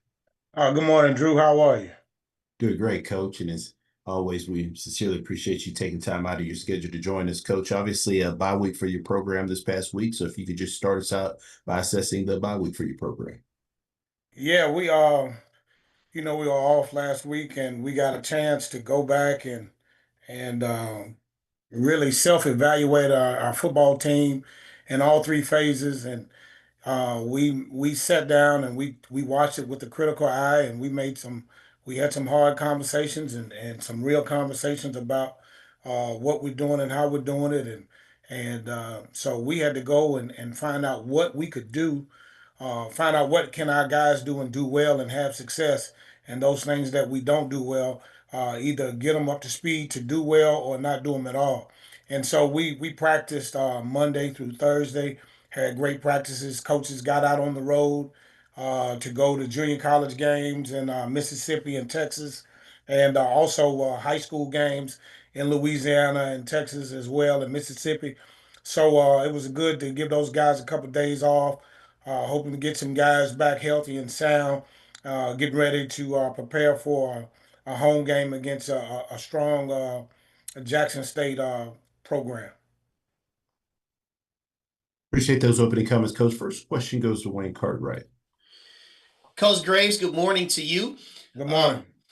So obviously you haven't been part of every game in the 6-game losing skid that Southern has had to Jackson State, but you were on the sidelines for the last two. How badly do you just personally want to win this game and end this skid against Jackson State? What does this whole thing mean to you personally? Well, personally for me, I'm a person who lives in the precious present. And so personally, I want to win because it's the next game. It's not necessarily about me winning personally. I want these young men who's been working hard to have some success, and that's what we talk about. It's not about what I want personally. It's about what we want as a program. So we want to prepare and get these guys ready to go to give ourselves the best chance to win. All right, Coach, good luck down there on the bluff on Saturday night. I know it's going to be exciting. Thank you. Question goes to James Hill. Hello, Coach. I hope you and everybody at Southern University are well. How you doing, sir? I'm doing well. How about yourself? I'm blessed. This is one of the greatest rivalries in HBCU sports, and definitely in the SWAC. The Blue Bloods, Southern and Jackson, and this is a big time game. Talk a little bit about the mentality going in and what you look forward to. Well, it's a great atmosphere. You know, they call it the Boombox Classic, and regardless of whether we're on the road at home, and we do, crowds are gonna come out. It's gonna be packed. The place is gonna be crazy. The energy and excitement is gonna be high. It's two great programs, two great traditions, and story programs. TC does a great job over there with Jackson State, and those guys will be fired up, ready to come in, and our guys. We're gonna be fired up, and we're ready to go, and so we're excited to have an opportunity to host this game at home in front of our crowd, and we're just excited to have this opportunity. Thank you, sir. Have a blessed week. Good luck at Mumford. Thank you. This question goes to Perry Daniels. Good morning, Coach. Good morning. How are you? I'm super fantastic, Coach. And you? I'm doing well, thank you. Yes, sir. Hey, Coach, this Jackson State team, they've got bullies on both sides of the line of scrimmage. They've got speed on the perimeter offensively. They tackle well on the perimeter defensively. What is the communication to your team going into this game? Well, it's like anything else. They do a great job. They have players. Like I told them, it always starts up front, regardless of who you're playing. It starts up front, and how well we protect and how well we create a new line of scrimmage is going to be important. And then all the other parts have to come. We have to be able to score the football. We have to be able to score points. We got to be able to stop the run and get off the field on third downs. We got to take the ball away, and we got to win the hidden yardage in the kicking game. And that's what I've been preaching. That's what we've been preaching. That's what it's going to take. We got to go, we got to hone in on the fundamentals and techniques. We got to tackle better in space. We got to throw and catch. We got to do all those things to give ourselves a chance to win this football game. So the message is the same. They do a great job over there, but certainly I know our kids have been working and looking forward to the opportunity. Thank you, Coach. Good luck. Thank you.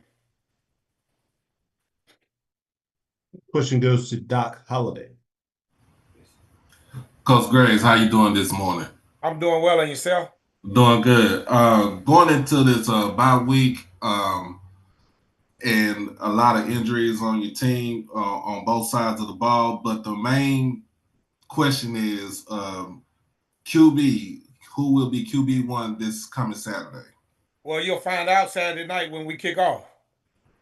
We got guys, the quarterbacks are working.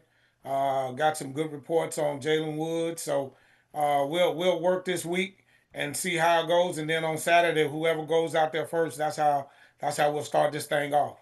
Good answer right there. Appreciate you, Coach. Yes, sir. This question goes to Troy Lloyd Brown. Hey, Coach. Thanks for the time this morning. How you doing, TJ? Doing good. Yeah, a little quick two-parter. You said Jalen, good reports on Jalen. Does that mean he's available, as well as for Cameron going back to his former school? I guess, is he a little bit extra motivated since he's going to go back to the school he used to play at? Well, we haven't had that conversation, and we don't get caught up into that. That's just, of course, as a competitor, you get excited when you play against a team where you come from. But as far as us having a conversation about him being motivated and excited, we haven't had those conversations. We're preparing our football team to host and play a good Jackson State football team. That's our focus. We're not big on individual battles and things of that nature. We're about the team now concept. So that's where we are, and so we'll see how everything goes this week, and then we'll go from there. Thank you very much. And also, Jalen Woods, is he available? We'll see on Saturday. Sounds good. Thank you very much. Mm-hmm. This question goes to Perry Daniels. Hey, Coach, I know you've got a huge game this weekend, but if we could, I'd like to kind of go back to a couple of weeks ago prior to leaving for the Fresno State game. With what occurred in the country with the assassination of Charlie Kirk, several HBCUs were closed due to that event and some threats to the campus. Did that affect your team prior to leaving? And what was the talk to the team, if there was one, regarding that situation? Well, unfortunately, that happened, and we were one of the schools that were targeted, so to speak, in terms of the things that were going on. So we had to lock down the campus, and we had to lock down the school. Unfortunately, I was off campus doing something, and I got a message that the campus had been locked down. And so what we did, the AD Banks and I, he called me and we talked, and we knew that we couldn't practice that day for sure. And so I sent out a message to all the players. As a matter of fact, I had a Zoom call with the team and made sure. But before the Zoom call, what I did is I put in our group messaging communication for every player to shelter in place, and for the players that live off campus, go to their teammates' rooms that are on campus and shelter in place and stay there until everything has been cleared and what have you. And so then what I did shortly thereafter was we had a team Zoom call, and we talked about what was going on and what we needed to do and how we needed to do it. And I'm a man of faith, and we're a team of faith. So, we put it in God's hands, and allowed Him to be who He is in our lives. And so what we did was we knew that we lost a day of preparation, but we didn't use any excuses. We were able to come back the next morning and practice before we left. And we loaded up. They did a great job. the university and our administration did a great job of making sure that we had security at practice, and we had security going to the airport as well as returning back to campus. They did an outstanding job of keeping our students and our student athletes safe. And unfortunately, that was just a time and a period and a moment in history that was not favorable, but we came out all right, and so we use that as a teaching moment and a teaching lesson to educate our student athletes once again about how we're to live, how we're to move around, how we are to treat others, and how we are to just go about the business of the day. Life changes, life happens. It's how you address it and how you go about it. That's the key thing. Sounds like you and the administration did a great job there, Coach. Did any of the kids need personal counseling? No, and that's the thing about it. Our guys, they do a great job of communicating with us and talking with us, and if that was the case, they would have, because our guys, we have an open door policy, so our guys come to us and talk to us all the time, and then we provide the services. The university provides the services for our student athletes and our students as well, if we need those. But we didn't have any players that needed any extra, services in that regard.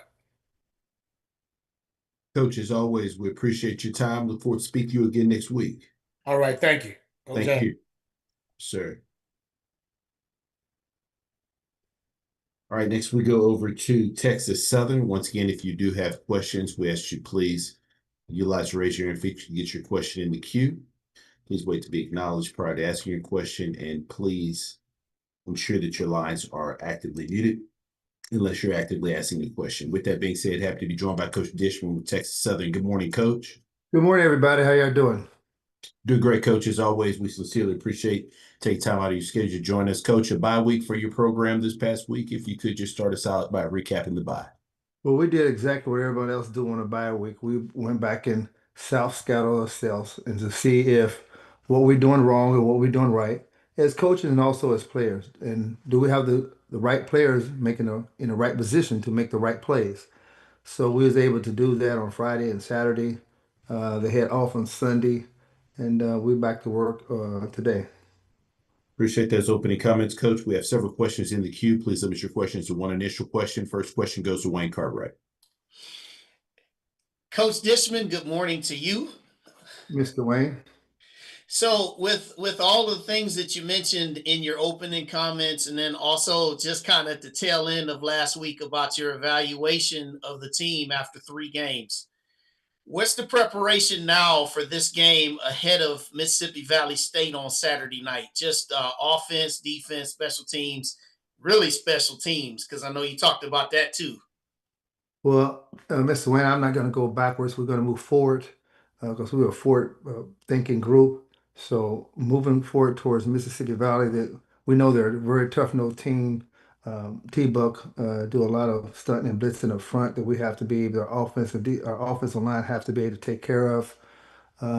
Last week of the Lamar game that we played, I'm not going to go back and talk about that game. That game's history. I can't do nothing about it anyway. All right, Coach. Well, good luck this week against Valley. Thank you. Question goes to Terrence Harris. Hey, Coach, how you doing? How you doing, Terrence? I'm good. Hey, I want to talk to you about your linebackers.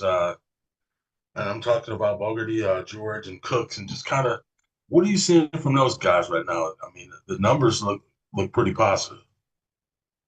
Well, Bo's been in our system now almost 2.5 years, so he know exactly what to expect. We did lose Jay Will in the Prairie View game. We lost Jay Will last year in the Prairie View game.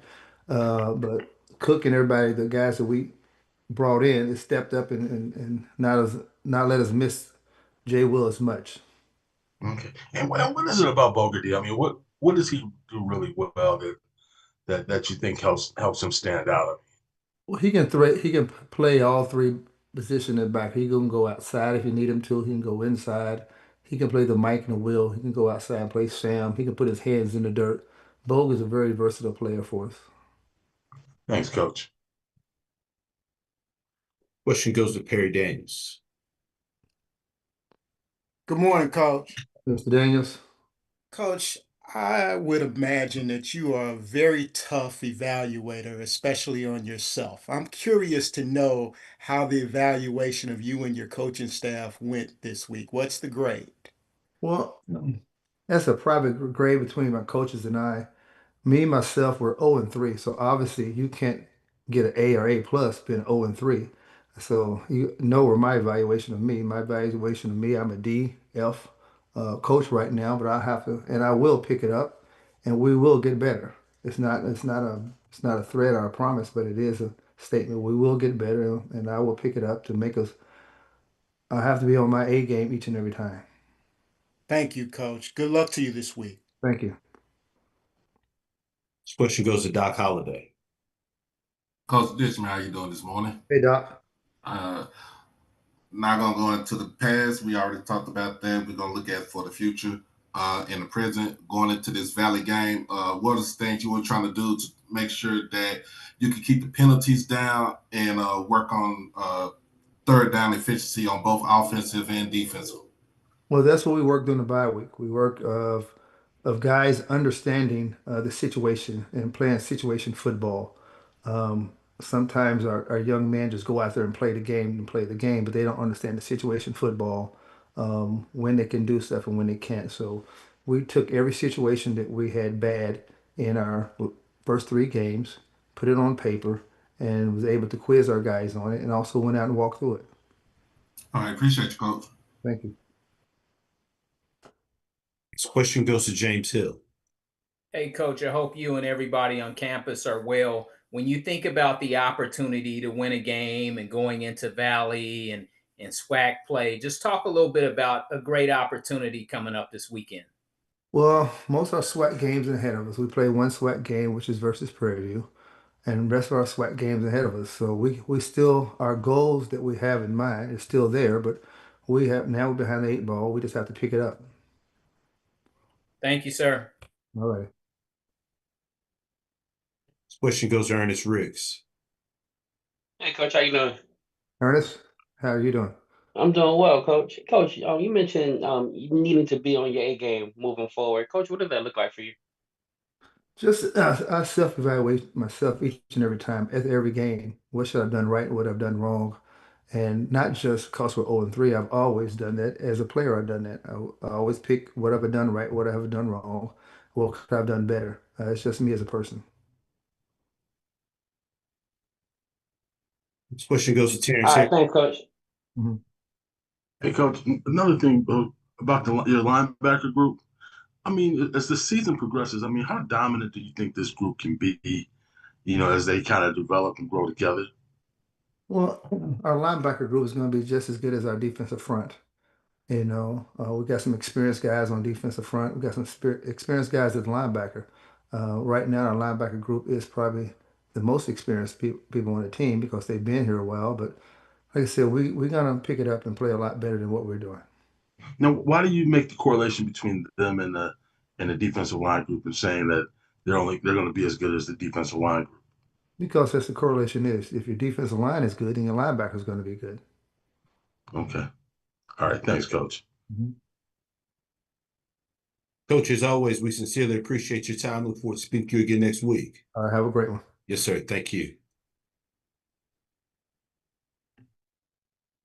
All right, next up, we go over to Jackson State and Coach T.C. Taylor. Once again, if you have questions for Coach, please utilize the raise your hand feature to get your question in the queue. We already have several questions in the queue, so please limit your questions to one initial question. First off, I'm sorry, Coach. Good morning to you. How you doing?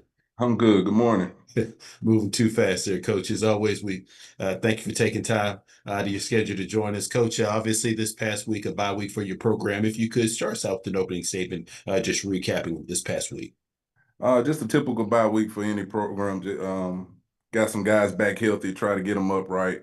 Getting some rep for guys, some of those backup guys, just continuing to grow the depth. And also we got a jump start on Southern, a big conference game going on the road down there in Baton Rouge.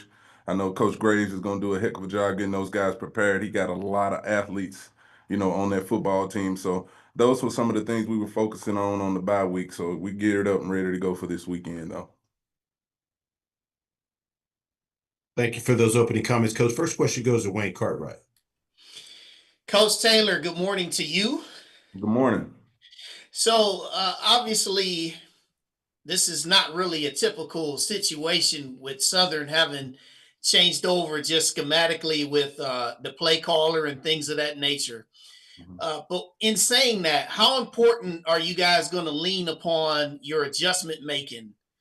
More so, more so typical, or will it be kind of typical, or will it be a little bit more out of the ordinary considering the circumstances of Southern? I think it's gonna be your typical football game. I'm a big believer of whatever team can make the adjustments in a game, whether it's halftime or throughout the football game, is gonna have an opportunity to win games. They got great coaches down there. I know Coach McNair, he's former head coach. He's calling the plays now, as well as Coach Fredericks, Henry Miller, Coach Graves. I just spoke on him. So, I know those guys will be ready to go. They've had 2 weeks to prepare. The same here. We got a great coaching staff as well. So it's going to be a great chess match come this weekend. All right, Coach. We're all looking forward to that big one down there on the Bluff Saturday night. Good luck to you. All right. Thank you. Next question goes to Doc Holliday. Coach TC, how you doing this morning? I'm good, Doc. How are you? I'm doing good. First and foremost, happy birthday to you. Thank you. I appreciate it, Doc. Anytime. Last season, you came up with the quote that the train is leaving the station and there's no more tickets being sold. You're still on that time right there? We getting there. We just ended preseason play with this football team. We still got a lot of questions out there to get answered with this football team as well. But I know when it all comes together, that's what I mean. When that train leaves the station, if either you're on board or you're off. So if you're not on, there's no catching up to it once we get the rolling. I appreciate you, Coach. I appreciate you, Doc. Thanks. Next question goes to James Hill. Hey, Coach, I hope you and everybody at J-State are well, and happy birthday. All right. Thank you, James. Appreciate it. Yes, sir. Coach, Southern and Jackson, this is a big-time rivalry. Blue Bloods, HBCU. Take us back to some of your greatest memories playing quarterback, playing in that series, and what it was like for you as a student athlete and a coach. It's just you talk about one of the biggest rivalries in the country, when you talk about Southern and Jackson State, that football game. It's a little different when you're talking about that rivalry. The Alcorn rivalry, that's like a family divided, but this is like they don't like us, we don't like them, type feel when you talk about those games. But I can think back at playing in the first ever SWAC championship game, in Birmingham. We lose to them 31-30. It's always a nail biter when those two teams come and collide. The fans going to come out and show support on both sides, whether we're in Baton Rouge or we're here in Jackson. You think about just last year, we had the opportunity to play them twice. They came to Jackson, for the first game and then the SWAC championship game. So it's going to be a great football game, a heated rivalry. Like I said, not a lot of love lost, between our fans and those fans. I do have some great friends as coaches down there with Coach Graves, Coach McNair, and Mark and all those guys, Coach Miller. But, this is conference football now. You're talking about SWAC football games now, so every one of them counts. So we got to be ready to go. Have a good week, Coach. Thank you. You do the same. Question goes to Perry Daniels. Good morning, Coach. Good morning. How you doing, Perry? Super fantastic. Happy birthday. I appreciate it. Coach, talk about going into A.W. Mumford Stadium and that whole environment on the Bluff, and what do you communicate to your team about that? Yeah. When you go over that hill, over that hump, you better have your mind right. You better be ready to play. It's can be an intimidating atmosphere down there. Their fans they can get pretty rowdy. That long walk from the locker room to get to the football field, but when we get all that, you take all of that and set aside, it's all about the football game in the end. We got to go out there and execute at a high level, but that atmosphere can be intimidating, but we got the team that's built for it, our coaching staffs and everything. We're locked and ready to go into there and play a good football game. Thank you, Coach. Thank you.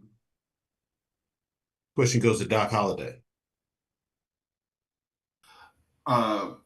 Sorry about that. Going into the game with Southern University, you just said you just had some players kind of basically nurse some injuries and everything like that. What are the things that you see as far as trying to clean up the penalties like we talked about last week in the coach's call after the game against Tuskegee and moving forward. Yeah, that was a big emphasis in the bye week for us. But you just get them ready for situational football and those type of moments. You show the players and you talk to them about the mistakes they made when you see the flags on the ground, and that's about all you can do. You punish them for it and you move forward, but you don't try to dwell on it and have it on their minds when they're going into football games. You still have to go out there and play carefree football, but still at the same time be disciplined. Like I said, over 30 penalties for us in the last 3 games. That's a lot. And we know we got to be better going forward, especially with conference play starting this weekend. I appreciate you, Coach. Thank you. Next question goes to Terrence Harris. Coach, how you doing? And happy birthday. Thank you. Appreciate it, Terrence. Hey, I want to talk to you just a little bit more. I asked you a couple weeks ago about Quincy Ivory. What is it about him that's allowed him to play so well early? The thing that makes him so great, he can do so many different things on the football field for you as a player. Shoot, I think we could switch him over to offense and get some production out of him. That's what kind of athlete he is. But, he can stand up and play backer. He can rush. He's a phenomenal rusher off the edge. And he's a smart football player. That's what I think the key to his success is. And then I have to say that, Coach Javancy Jones has done a great job with him. He coaches the edge guys and those outside backers. And then Coach Quinn with schematically the things and the ways he used them defensively has also made him have a very successful season up to this point. And another quick question, quick follow-up. Now, is he available to talk to the media at this point? Not. Let me get with our SID people and we'll see and try to make a decision on that going forward. Okay, good deal. Okay. Next question goes to Dr. Cavill. Kenyatta Cavill, Dr. Cavill, inside HBCU Sports Lab. What's going on? on? I wanted to ask, hey, good morning. All right. I wanted to talk about the fact that you're bringing in the Black College National Championship, top 25 ranking, not number 1 HBCU ranking into this rivalry matchup. And I know that doesn't do anything on the field, but it sure makes it interesting for dialogue and talk. Mm-hmm. But also other teams use that, not only in this game, but I'm sure going in the rest of the games. What do you do when teams see you as the top of the mountain and you want to stay on the top of the mountain? What do you do from a coach's philosophy to settle kids down, young men and women in terms of those associated with the program of keeping the focus? How does that work for you? I just make them understand that we're at the top for a reason and go out there and play like that. If we go out there and play up to that level of play, to that expectation, regardless of who's on the other sideline, player-wise, no matter what they're thinking, how, they come approach that football game, there won't be nothing you can do about it.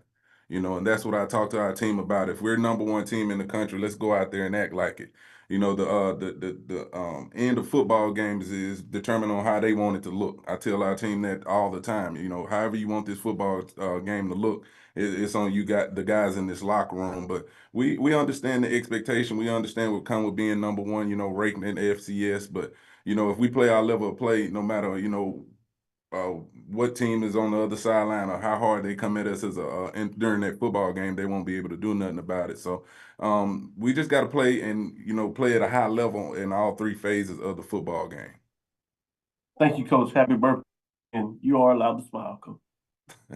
Appreciate it, Doc. Question goes to TJ Brown. Good morning. Happy birthday, Coach Taylor. How you doing? I'm good, TJ. How you doing? Doing all right. Mm-hmm. Appreciate it, your time today. Just want to ask, I know Cameron McCoy, you're obviously familiar with him since he played at Jackson last year.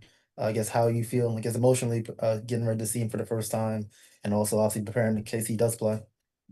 Yeah, I mean, I'm very proud for Cameron, able to find somewhere to, a spot to land and then also getting the opportunity to play down there at Southern. But a very special and gifted athlete. He has the talent to beat you with his arm and his legs. We have to account for him in the run game. If he gets outside the pocket with that speed he has, he's pretty much gone. It's hard to get a hand on him. So we'll do a good job of that. I know Coach Quinn and that staff has been down there, in the last couple of weeks, really putting a good plan together, whoever may be a quarterback for those guys. But very proud and happy for the success Cam is having right now. Thank you. All right, thank you.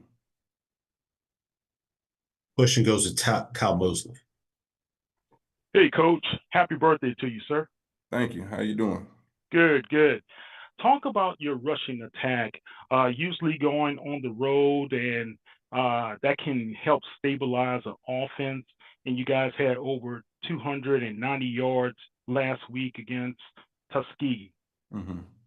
Yeah, I mean, that's our backbone. That's the backbone of our offense, being able to run the ball. Any team that's talking about playing for a national championship, or a conference championship, you got to be able to, control the clock and run the football.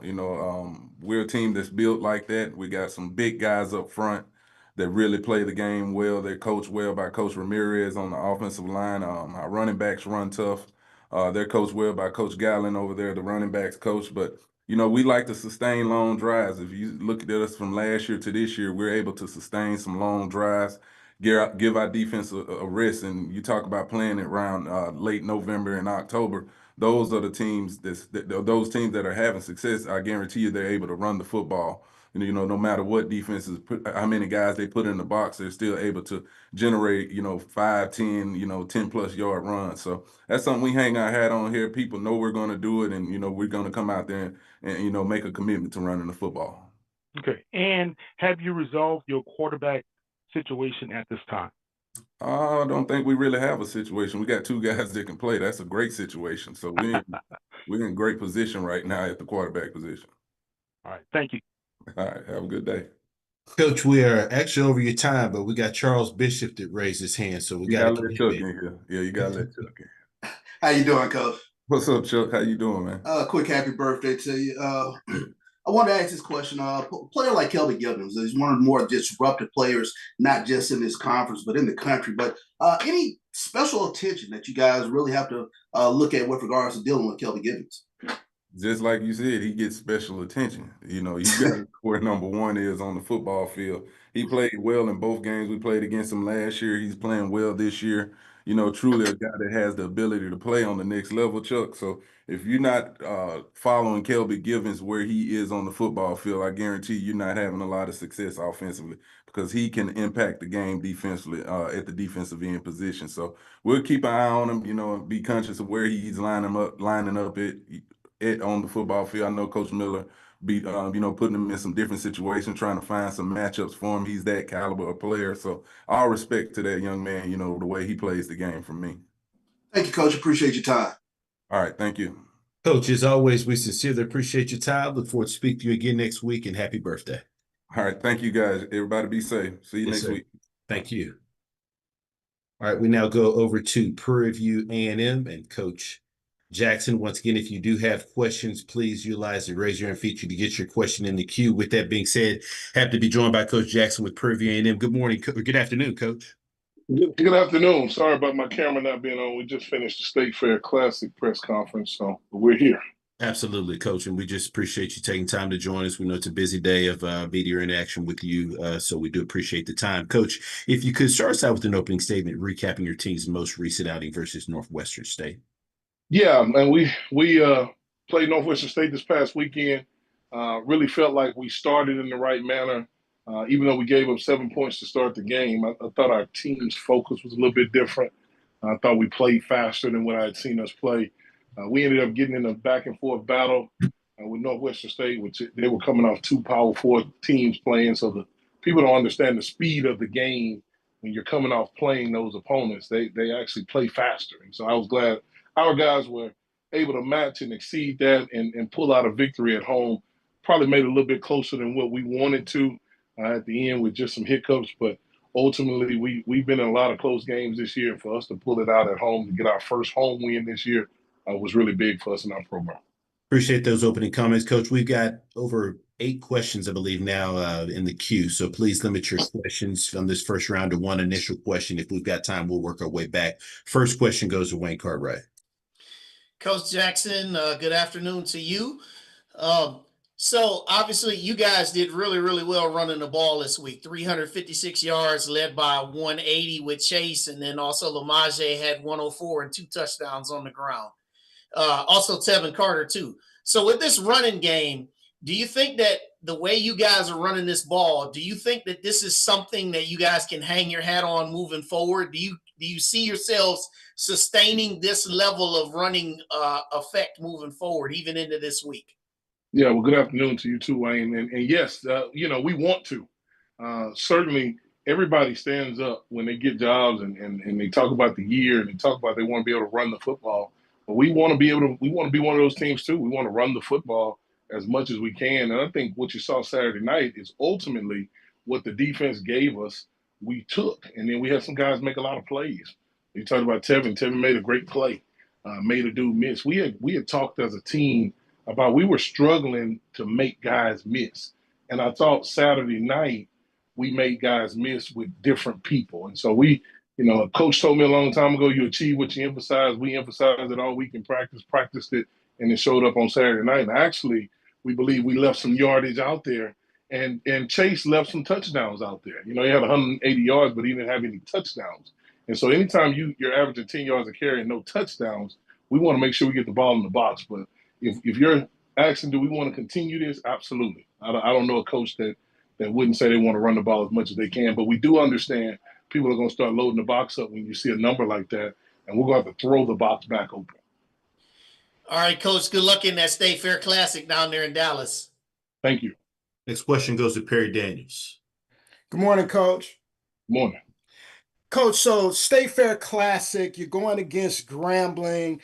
I know your philosophy is nameless gray faces across the sideline, but this week it's your fraternity brother.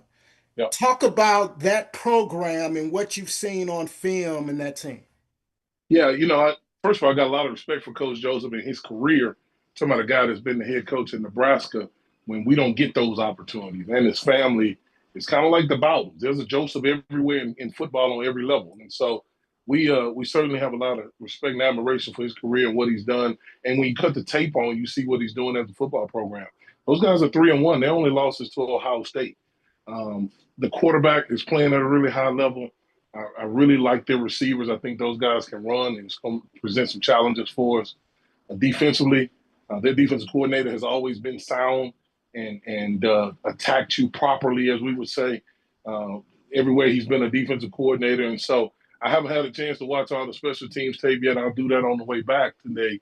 But I haven't found a weak spot. And so it'll present a really good challenge for us, especially when starting the SWAC West again. We've got one game in the SWAC West, but now we're in it. And so we've had some weeks to get ourselves together, and we got a big challenge on Saturday night that we're going to have to answer. Good luck, Coach. Thank you. This question goes to Doc Holliday. Coach Jackson, good afternoon to you. Welcome to Dallas. Afternoon. Thank you. Tell us about the play of Tevin Carter as he been put in the spotlight as far as being the starter. What are some things that you like that you see from him, and what do you tell him as far as when the game comes, letting the game come to him? Yeah, every snap Tevin Carter takes is something new, right? Like Tevin Carter, when he played against Rice, it was his first start overall. He played against Northwestern State, it was his first FCS start. And so now we walk into a situation where he's gotten better, but he's still got a ways to go. And Tevin Carter is older. He has a degree, but he's still young when it comes to experience. And everybody wants to know where our quarterback situation is. We're gonna play two quarterbacks. Like, it ain't no secret anymore. We're gonna play multiple guys. We're gonna play whoever helps us get the job done that day. And I like where Cam is still waiting in the wings, and he's been ready to go. And so Tevin is young. He made some mistakes the other night. But I think we got a room where we got a couple of guys that can play for us, that have played for us, and we got to be able to use that to our advantage. All right, appreciate your time, Coach. Thank you. Question goes to Terrence Harris. Hey, Coach, how you doing? Good afternoon. Hey, and speaking of, I wanted to talk to you a little bit about the rushing attack and also just kind of what Tevin, what does he at his legs add to that whole dynamic of your rushing offense? Yeah, I think anytime you have a quarterback that we call it the +1 run game, anytime you can add the quarterback into a run fit, creates a issue for defenses.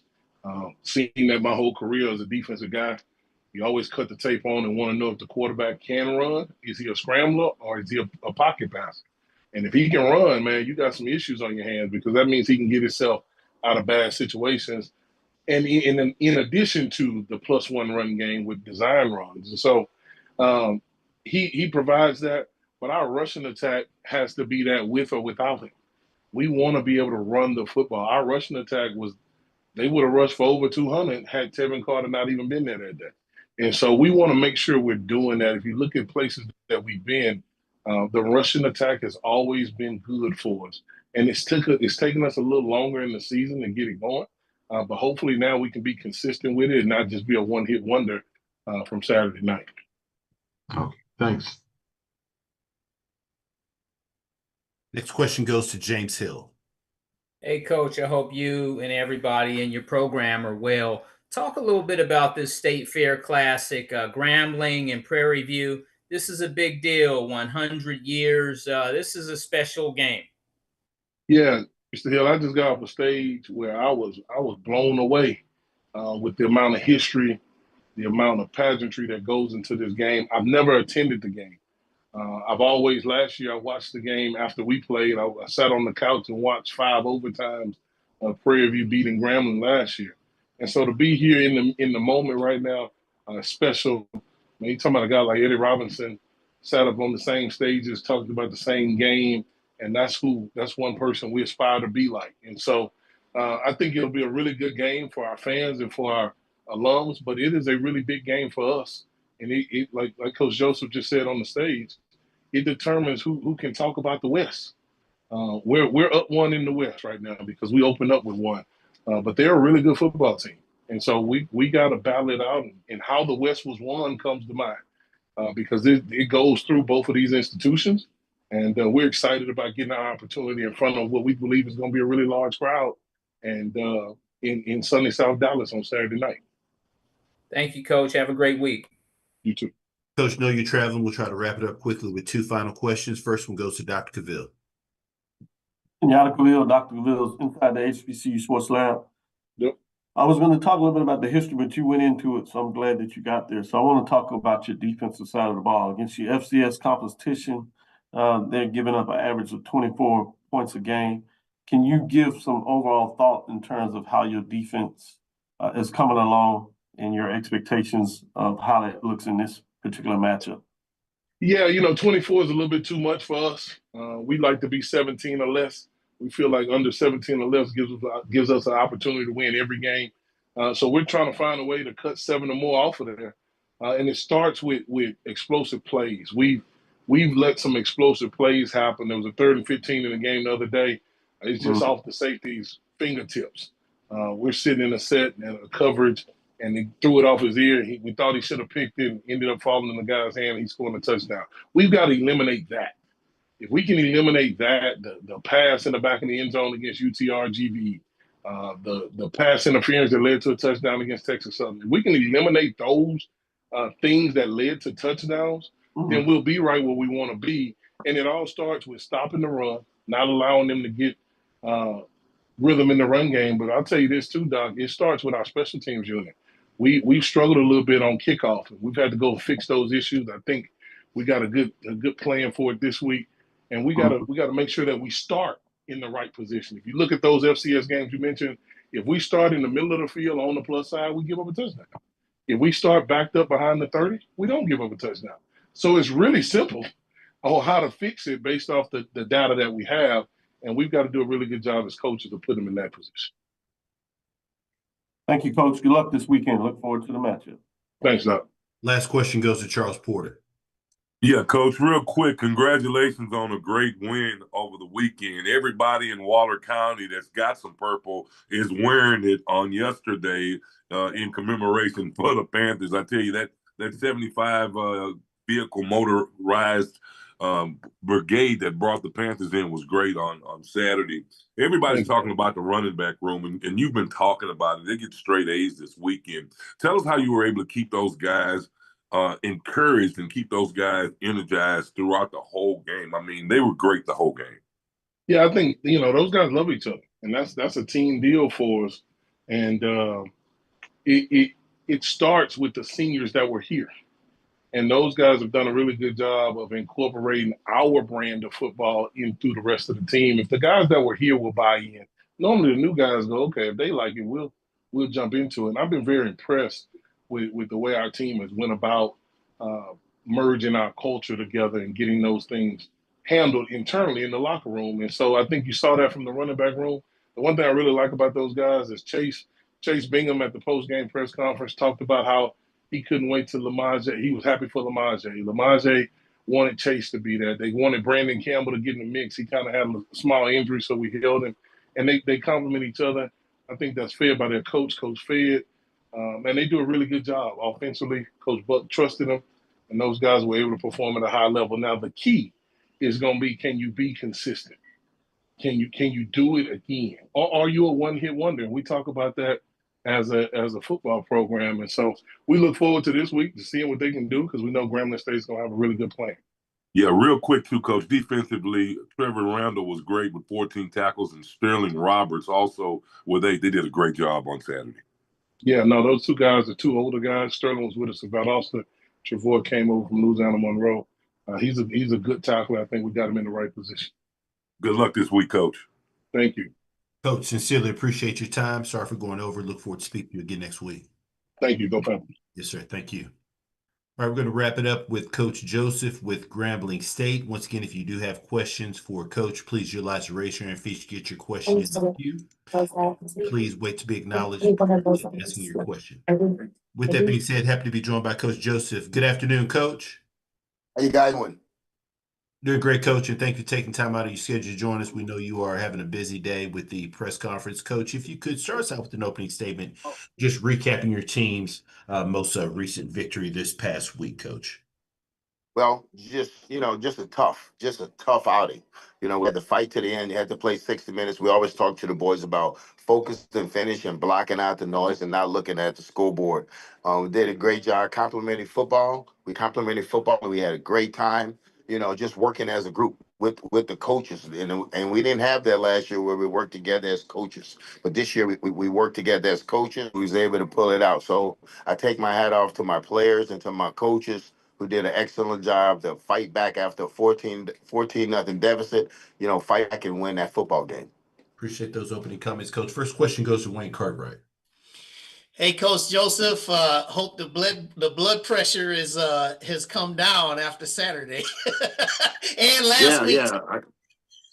2 weeks in a row.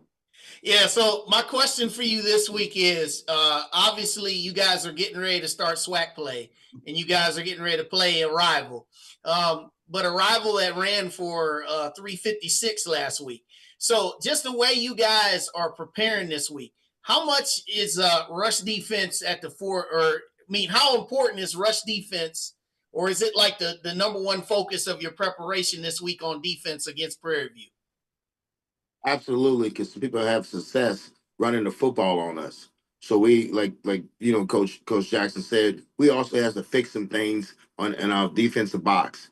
Just to make sure that we have gap integrity, and that we have everything gapped out. So, I met Coach Rollins and met with the defensive coaches yesterday before I left. So they've been on it. We got to go back to your individual. When the kid's not doing it in the game, go back to your individual and see, did you work it in an individual? Did you work it in 9-on-7? So we got to do a better job, because we know they're going to run the football, and they do a great job of getting a hat on a hat. They got some excellent backs, and then they have the quarterback, 21 Trey, that can also pull the ball down and run. So it's a very dangerous team when they're running the football. So we got to make sure we got every gap covered, and we got to make sure that we gap sound. All right, Coach, good luck to you guys this week. Good to talk to you again. Thank you. Next question goes to Doc Holliday. Coach Joseph, how you doing today? Doc, I'm doing good. How are you? I'm doing good. Welcome to sunny South Dallas. Oh, yeah. Coming out the win against East Texas A&M. Tell us about Byron Eaton Jr.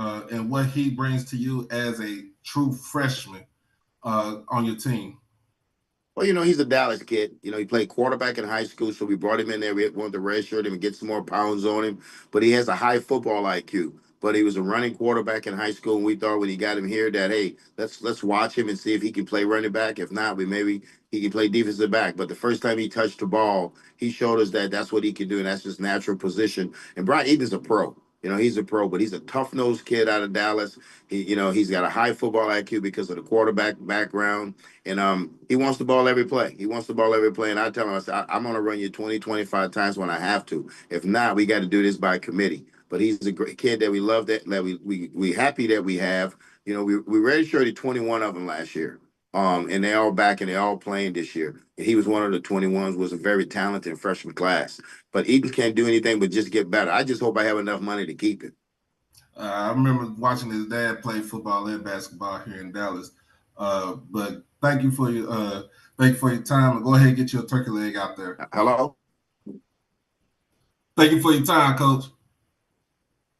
They're not saying anything. Next question goes to James Hill. Hey, Coach, I hope you and everyone in Dallas are well. Can you hear us now? Yes, sir. Awesome. Hey, Coach, the State Fair Classic, 100 years. You've seen it before. You're there. Talk about the importance of this game and this big-time rivalry against Prairie View. You got to be out to play in the 100-year anniversary. It's something that you're going to remember for the rest of your life. Mr. Walsh does a great job with this game. This atmosphere of this game is unbelievable. And I think, when I speak out to fans and speak to family members, they have such a good time. They're looking forward. I just had a family member just text me and say he needs 6 tickets. So, it just atmosphere of this game is a lovely setting. But you know what? You got 2 competitive teams. You have 2 competitive teams. This the highs of the highs of SWAC football. So you got to come out and enjoy yourself and watch 2 teams compete. But it's a great atmosphere. Thank you. Have a great week. Thank you. This question goes to Perry Daniels. Good afternoon, Coach. Perry, how you doing? Super fantastic, Coach. What a great football game this past weekend. For the second year in a row, that game has come down to the last possession. So I hope that contest continues moving forward. But what I'd like to ask you today is about Xavion Tissett's play. For the second week in a row, he has driven your team down the field near the end of the game for a game-winning score. Can you talk about his play and his desire to win? What we ever saying in Zay we trust. Zay had to come in from a rival school, and he had to come in and he had to win the locker room. He came in the spring, and we put him in competition. We put him in competition in the summer. We put him in competition in fall camp and leading up to the games. Zay has won the job. He's doing a great job. This is his team right now. The kids respect him. We're happy to have him, and he can't do anything but get better. People don't understand. He's only a sophomore, but not a whole bunch of reps. He's only a sophomore, but it's a little different playing quarterback at Grambling than anywhere else. Because as soon as you play good, they want to compare you to Doug. So he's a humble kid. He comes from a great family. We're happy to have Zay. Zay's got a high football IQ, and what Zay has that grit. Zay has that grit that most quarterbacks don't have. Like you see when he ran the ball, he dropped his shoulder. Now the only person in the screen in our sideline was saying get down was me. Everybody else was saying good job, Zay, when I say get down. But we happy to have Zay. Zay's a great part of the Grambling family, and he's going to do great things here. Thank you, Coach. Good luck this week. Thank you. Last question goes to Dr. Cavill. Kenyatta Cavill, Dr. Cavill's inside the HBCU Sports Lab. Good afternoon, Coach. Good afternoon. How you doing? I'm doing well. I want to say congratulations on the win last week. I want to ask you a question from. Oh, you're very welcome. I want to ask you a question from this perspective of all the football that you coached, been a part of, and seen. I imagine you've experienced games like that. But what does it talk about in terms of a team? I know you love to coach teams that have that mindset, that fight to the end and find a way to get it done no matter what others are looking at and what's taking place. But I'm not sure if you can teach that. Is that something that comes with you want to recruit kids that have that mindset and some that tend to have it? What does that say in terms of the culture of a program that finds a way to fight through challenging situations and push forward to get some victory? Well, with the day and age of college football, you got to set a culture, and a culture can't. The culture can't move. You can't say, hey, we're not going to do this anymore. Once the culture that is set, just like the offense, our offense, no matter who sits in that chair as offensive coordinator or defensive coordinator, those schemes won't change. But right now, I thought we went out and got older kids. And for my background being playing big games like this, so we talk about blocking out the noise, and it's a business trip because we have I want to say what 41 seniors, you know, and I think 31 of them already have degrees, you know. So that's my approach. And I know people say you're giving it away. No, I want all these young men to be successful. If they can't play at Grambling, they can play somewhere else. Because when they go to school and get a college degree and they have 1 year left, I target those kids because that told me one thing about those kids. Education is important to them. They got a high football IQ because they started something and finished something. So I target those kids, and when those kids come in, they know right now they're gonna compete, but they're gonna get on the field right away. So I think when we went and got older in the portal, we didn't go out with kids who have 2 or 3 years, because what happened with kids with 2 or 3 years, soon you go walk in the door, they want 150,000. These kids graduated already. They're about to get on in life. Some of them not going to play in the NFL, so they want to play at Grambling. So we welcome them. Like I said, we didn't get these kids with a whole bunch of NIL money. We got these kids on relationships. So we got older in the portal, but we picked the right kids. It was certain kids that we was going to take. Thank you, Coach. Appreciate it. Good luck this week to the matchup. Appreciate you. Coach, appreciate your time. Look forward to speaking to you again next week. Okay, thank you, and good luck to all you guys this week. Appreciate it. Appreciate it. All right, this concludes our SWAC Football Head Coaches Media Session for Monday, September 22nd. And just a reminder, all SWAC Football Head Coaches Media Sessions are digitally archived on SWAC TV. Thanks so much. Have a great day. Thank you, Andrew. Sure. Thank you. Thank you. Appreciate it.